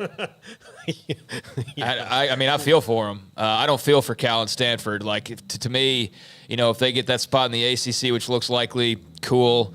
But I would have been, indifferent had they been left out in the cold, particularly Cal, just given sort of the smarminess. But, I don't feel that way about Washington State and Oregon State. I think that they're in the position that a lot of Big 12 teams would have been in had things gone differently. That K-State, that, Baylor, that potentially Texas Tech, Houston, go on. Basically the whole conference would have been in. KU, maybe somebody goes, you know what, that basketball program, we do want that in our folder. But beyond that, the Big 12 is united because of kind of their similar situations. So, I know how easily that could have been them. And instead it's Oregon State and Washington State. And that sucks, man. I hate that for them. But yeah, to now, I mean, I know I'm reading too much into that, but that's kind of like slow playing them. And it's the freaking commissioner of the American Athletic Conference. That's just a wild place that I didn't think we'd be in. And I know they didn't think they would be in that place. And my heart goes out. There you are with Ross Dellinger from Nicole Arbach, who are at the College Football Playoff Committee meetings. When we come back, Paul Catalina's Top 5. PettyClinicLowT.com. Dr. Kent Petty can help you become the high-performance man you want to be, need to be, used to be. And how can you do that? How can he help you? Contact him on his website, PettyClinicLowT.com, and then tell him your story. Do you have symptoms of ED or sex drive is not the same? Your energy is not the same. Your sleep habits aren't the same. Something's missing. And it could be your testosterone, because 1 out of every 3 or 4 men have symptomatic issues of low testosterone. So Dr. Petty can set you up, help you, in fact, take care of you, getting your blood work. He gets the results, looks at your testosterone level, and if it's too low, he can put you in a program to increase your testosterone levels so you can become the high-performance man you want to be, need to be, and used to be at PettyClinicLowT.com. Baylor alumni are more than 160,000 strong. When we all join hands to support our university, we don't just move the needle, we move mountains. Working together, we create life-changing opportunities for students on the field, in the classroom, in the laboratory, and in life for generations to come. So get connected. Get involved. Learn how at baylor.edu/alumni. Stepping into the boots of a U.S. Army officer can add confidence and leadership skills to your son or daughter's career path. See all the things they can achieve in our boots at GoArmy.com. U.S. Army Waco Recruiting Company, 254-598-8131 or 254-776-1543. Pizza, burgers, and Bears football. There's no place around Waco that serves them all other than Bubba's 33. Come show your green and gold and enjoy some of Waco's best food and beverages while watching your favorite team, the Bears. When real Bears fans get hungry, Bubba's 33 is the #1 spot for ice-cold drinks, hand-stretched, stone-baked pizzas, and bacon-infused burgers. Join us for indoor or patio dining. Bubba's 33, Waco's restaurant and proud supporter of Baylor Bears football. Sick 'em, Bears. It's another time to speak with Samantha Duvall from TexasBeefHouse.com, handles the marketing, and someone that you will talk to a lot when you do call for the great product of the Texas-raised Wagyu beef. It's college football season, tailgating, it's a big deal. People love to put beef and pork and chicken, etc. on the grill. Let me know what you have. We've got everything. If you've got a morning game, you can get our breakfast sausage or our bacon. You can tailgate with some breakfast tacos. If you've got an afternoon or evening game, we of course got our hamburger patties. They're half-pound patties, 4 patties to a package, and we even have jalapeno and cheese patties. They're amazing. They'll blow your mind. Just that extra flavor, not too spicy. They have a high-heat cheese so they don't melt on the grill, and our patties don't shrink up on the grill either. Anytime you order, use our code SICK'EM10 to get 10% off your order of $100 or more. Where is the best beef in Texas? Your house. When you order from Texas Beef House, unleash the flavor of Texas-raised Wagyu from our pasture to your plate. That's Samantha Duvall, TexasBeefHouse.com.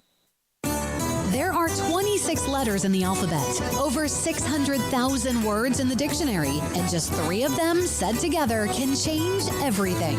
Let's order pizza. Those 3 words lead to dough made from scratch and 3 fresh signature cheeses that blanket golden crust in a heavenly melt on Marco's Pizza that'll blow your mind. So visit Marcos.com to order and stop by Marco's Pizza in Belmead, China Spring, Woodway, and in Robinson. Marco's. Pizza lovers get it. It's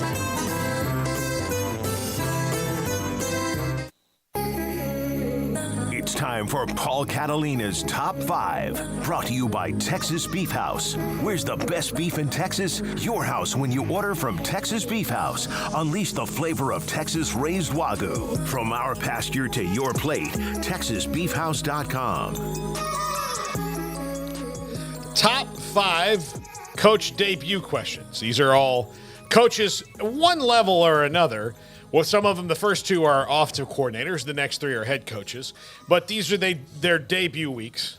And just some questions as they go in. Number 5. What is the Garrett Riley effect? Garrett's in a hurry. He's skipping straight to 4. All right. Well, what is the Garrett Riley effect at Clemson? And Garrett Riley joins the staff. First time that in a while that Dabo Swinney has gone outside his own family tree here at Clemson. But the last time he did that was Brent Venables. And I would say that worked swimmingly well. Sure did. So, and it worked pretty fast, too, when Brent Venables came on and added his insight to that staff. So how much better does the offense get quickly there? Because he's got some weapons outside of even the quarterback in Cade Klubnik, but Will Shipley, one of the best players in the country, and is fantastic, and maybe one of those guys who when he does leave Clemson, everybody else in the ACC is just going to send him graduation presents. He is that lethal of a player. How can Garrett Riley affect that offense at Clemson, and how quickly? Well, he took TCU from like top 70 to top 10. Yeah. Great point. So that's a way he could do it. Not going to have the same lineup necessarily, but I'd imagine Clemson's got as much, if not more talent than TCU has.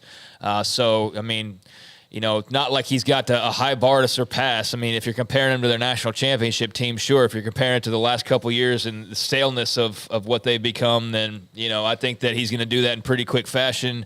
Obviously the relationship with Klubnik, really intrigued by if he can be the guy to, bring Klubnik into that final form of being the superstar that a lot of people anticipate him being. But, yeah, I think that his effect will be pretty immediate. He's going to have great weapons. He's going to have a great QB. And, I don't know if they're going to make the playoff right away, but I think it'll be pretty substantial. Yep. Number 4, will Bobby Petrino's offense look good? And I didn't just do this so that Emory could use this picture again. It's a legitimate question. Because imagine going in front of cameras looking like if he had a do-over, he definitely doesn't do that again, or maybe he does. I don't know. Just send out a press release. Man. Yeah, just send out a press release. But I like that he's got him photoshopped in A&M gear already. You know who he looks like? The guy that does the SEC shorts. That's maybe where that came from. You know Did you do that, Emory? Am I right? Did you Photoshop? Yeah, he did. I was like, yep. Photoshopped him in A&M gear. So greatness. Yeah. God. So but A&M's offense at no point looked good, even against teams that they were supposed to beat. So when they roll out against what is New Mexico this weekend that A&M's playing, are they going to look good? Or are they going to look wonky like they did before? That's my question. I think the offense will be improved because I think Bobby Petrino is going to take something off of Jimbo's plate that he didn't realize he needed taken off, and it won't see it. Now, if that means A&M's 8-4 again, that's still an upgrade from last year, but not where they want to be. But it is going to be interesting to see. Do they look like they know what they're doing, or do they look still stuck in the mud? I mean, he's a veteran enough coach at this point. I hope all the months that he's had, they look like they know what they're doing, you know. But, yeah, I mean, compared to what it's looked like, I know there's a lot of wishing to fail here, but that's a storyline that was really kind of hot there for a minute and now has died down substantially just because I guess so many other things have happened. But, yeah, there's going to be a lot of interested eyes on A&M early to see just the dynamic between Petrino and Fisher and kind of who has what and who, is whose offense does it look like more? And does it feel like it's Petrino getting the full green light to do whatever it is he wants to do? It's going to be fascinating because he's such a supercharged name, and Jimbo obviously is a lightning rod himself. So this dynamic will be one of the more interesting stories here in the state of Texas. Number 3, and we talked to Tanner Mordecai earlier this week, but how quickly can Wisconsin light it up? How fast does that happen? I think probably pretty fast, but is there a bit of a learning curve for everybody not named Tanner Mordecai in that? They still have Braylon Allen, so that's going to be fine, but how fast does that turnaround happen from a team that is decades long of Barry Alvarez power football to now the, scoreboard churning offense that is going to be Phil Longo? Yeah, I think it's probably more, I don't know, difficult's the right word, but it'll be more of an adjustment for the people watching than it'll be for the players, I think it's, not elementary school learning when you're talking about some of these up-tempo offenses, but I don't think it's like learning Mandarin either. So I think with a quarterback with as much experience as Tanner Mordecai has, and you mentioned Braylon Allen, like what a weapon to have, right out of the gates. There will be a learning curve, but I don't think it'll be too long before we see Wisconsin fans' eyes bulging over, like, what is this wizardry on this side of the football, and then Big Ten fans in kind. Now, I'm not acting like everybody's playing caveman football still, all around that league, but it is a little bit of a shakeup from kind of the status quo and the slower plotting sort of stereotypes that there are in regards to offenses. But we've seen Ohio State light it up. I think it'll be quick and normal, and they'll be off to the races pretty quickly. Okay, remember when Frank Solich was fired, Nebraska is sometimes people didn't quite understand that they threw the ball on average about 17, 18, 19 times a game under Osborne. They did. They had guys who could throw it and some that just weren't very good at it. But it was a culture shock when Callahan came in and started running the West Coast offense. Mm-hmm. And of course, that team flopped pretty quickly. And I bet if it wins, they'll get used to it. Oh, yeah. If they don't, then they're probably fired up for it in so many ways. I think that's why there was a change, because I don't they think got stuck. It's really that big of a deal. I think there's probably other more pressing issues than whether or not they're going to be able to score points and the culture shock part of it. I think you put the ball in the end zone no matter how you do it, and you get excited about it. And look, it took some time for them to get out of, and part of it is because Barry Average was until recently the athletic director there. The coaches they were hiring worked for Barry Alvarez. Yeah. They had to get out of his tree because it eventually just kind of gotten stale and everybody it was a pretty damn good tree. It was for good. A long time. It was. That will be a culture shock, though. Yeah. It's just kind of just separating yourself from that so many ways. But things do get people Jimbo Fisher's dealing with that right now. Is that he had a moment last year where he said, "Oh, the plays are fine." No, the plays were fine. You have not adjusted enough. But no, the players weren't that fine either. Yeah, but I mean back to Petrino. Does it work? Do they have players that can help it work? Yeah, but I do think sometimes it's more on the coaches than the players when it's week after week. Stubborn. Stubborn. That was different. Number 2, can Matt Rule match PJ Fleck's physicality? Because Minnesota, that's what he has established. They're a team that's very competitive. Do I think Minnesota's going to challenge for the league title? No, but I do think that they're going to beat some folks up. I think they're going to get bowl eligible. I think they're going to win tight games. I think they're going to control the clock a lot. And Matt Rule likes that kind of old school socky in the mouth football. And right out of the gate, he's got a team that does pretty much what he wants to do on both sides of the ball. Now, schemes are probably a little bit different, but as far as we're going to be in a street fight kind of a mentality, that's what PJ Fleck has established, and that's what Matt Rule wants to establish. How has he gotten there in the months since he's been at Nebraska? First year at Baylor, he had 6 scholarship offensive linemen. That has been one of the issues. I'm not saying Nebraska has 6. They have much more than that. But do they have the dudes up front to run the kind of football that he wants, to play the football he wants to play? That's the bottom line, and sometimes that might take a year or two. This will be, interesting game because I think they're kind of two teams that are sort of viewed in the same places of, bowl eligibility, but not a whole heck of a lot more than that. I think, Minnesota should be the favorite here, but I'm really intrigued to see how Nebraska looks in game number 1. Like I said earlier, I think it's going to take some time to really fully instill what Matt Rule wants to do.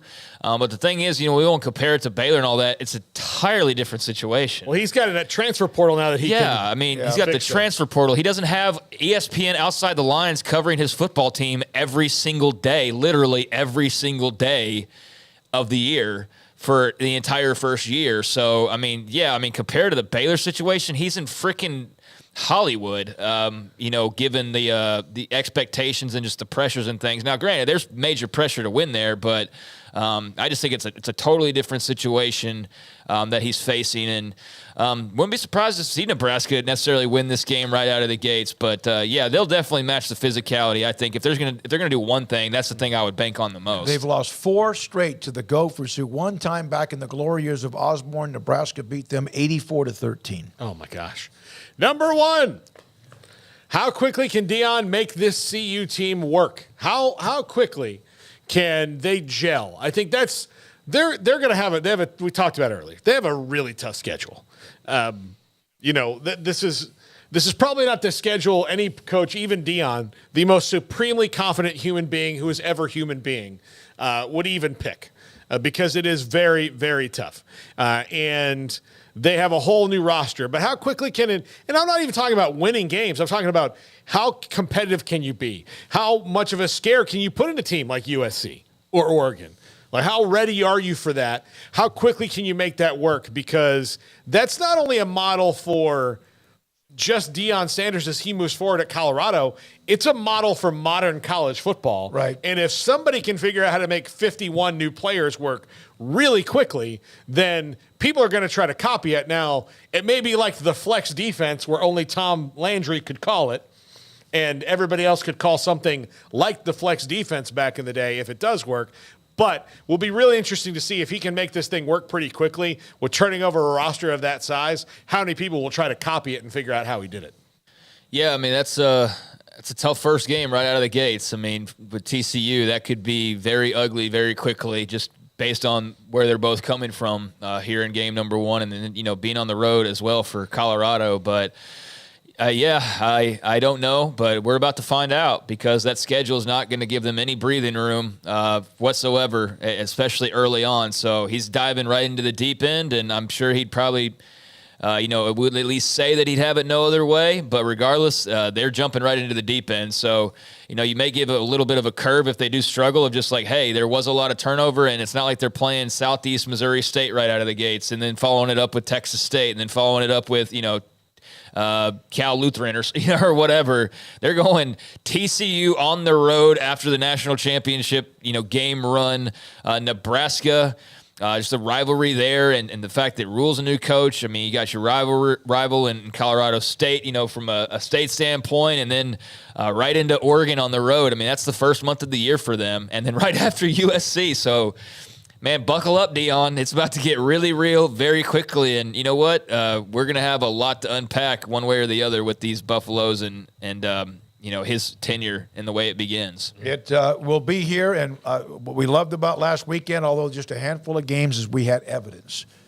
Evidence that we'll have again, starting again tomorrow night with a couple of really good games of interest, including the Florida and Utah game in the Matt Rule opener at Minnesota for Nebraska. Thank you very much, Emery Winter, Jack McKenzie, Levi Caraway, Garrett Ross. We appreciate you. Garrett's been around with Jack since this morning. Paul Catalina back at it tomorrow at 1 o'clock with the triple option. We're back at it again tomorrow at 3 o'clock. For Craig Smoak and Paul Catalina, for you who watch us every day, we appreciate how the growth continues, and our sponsors who make it happen. I'm David Smoak. Good night.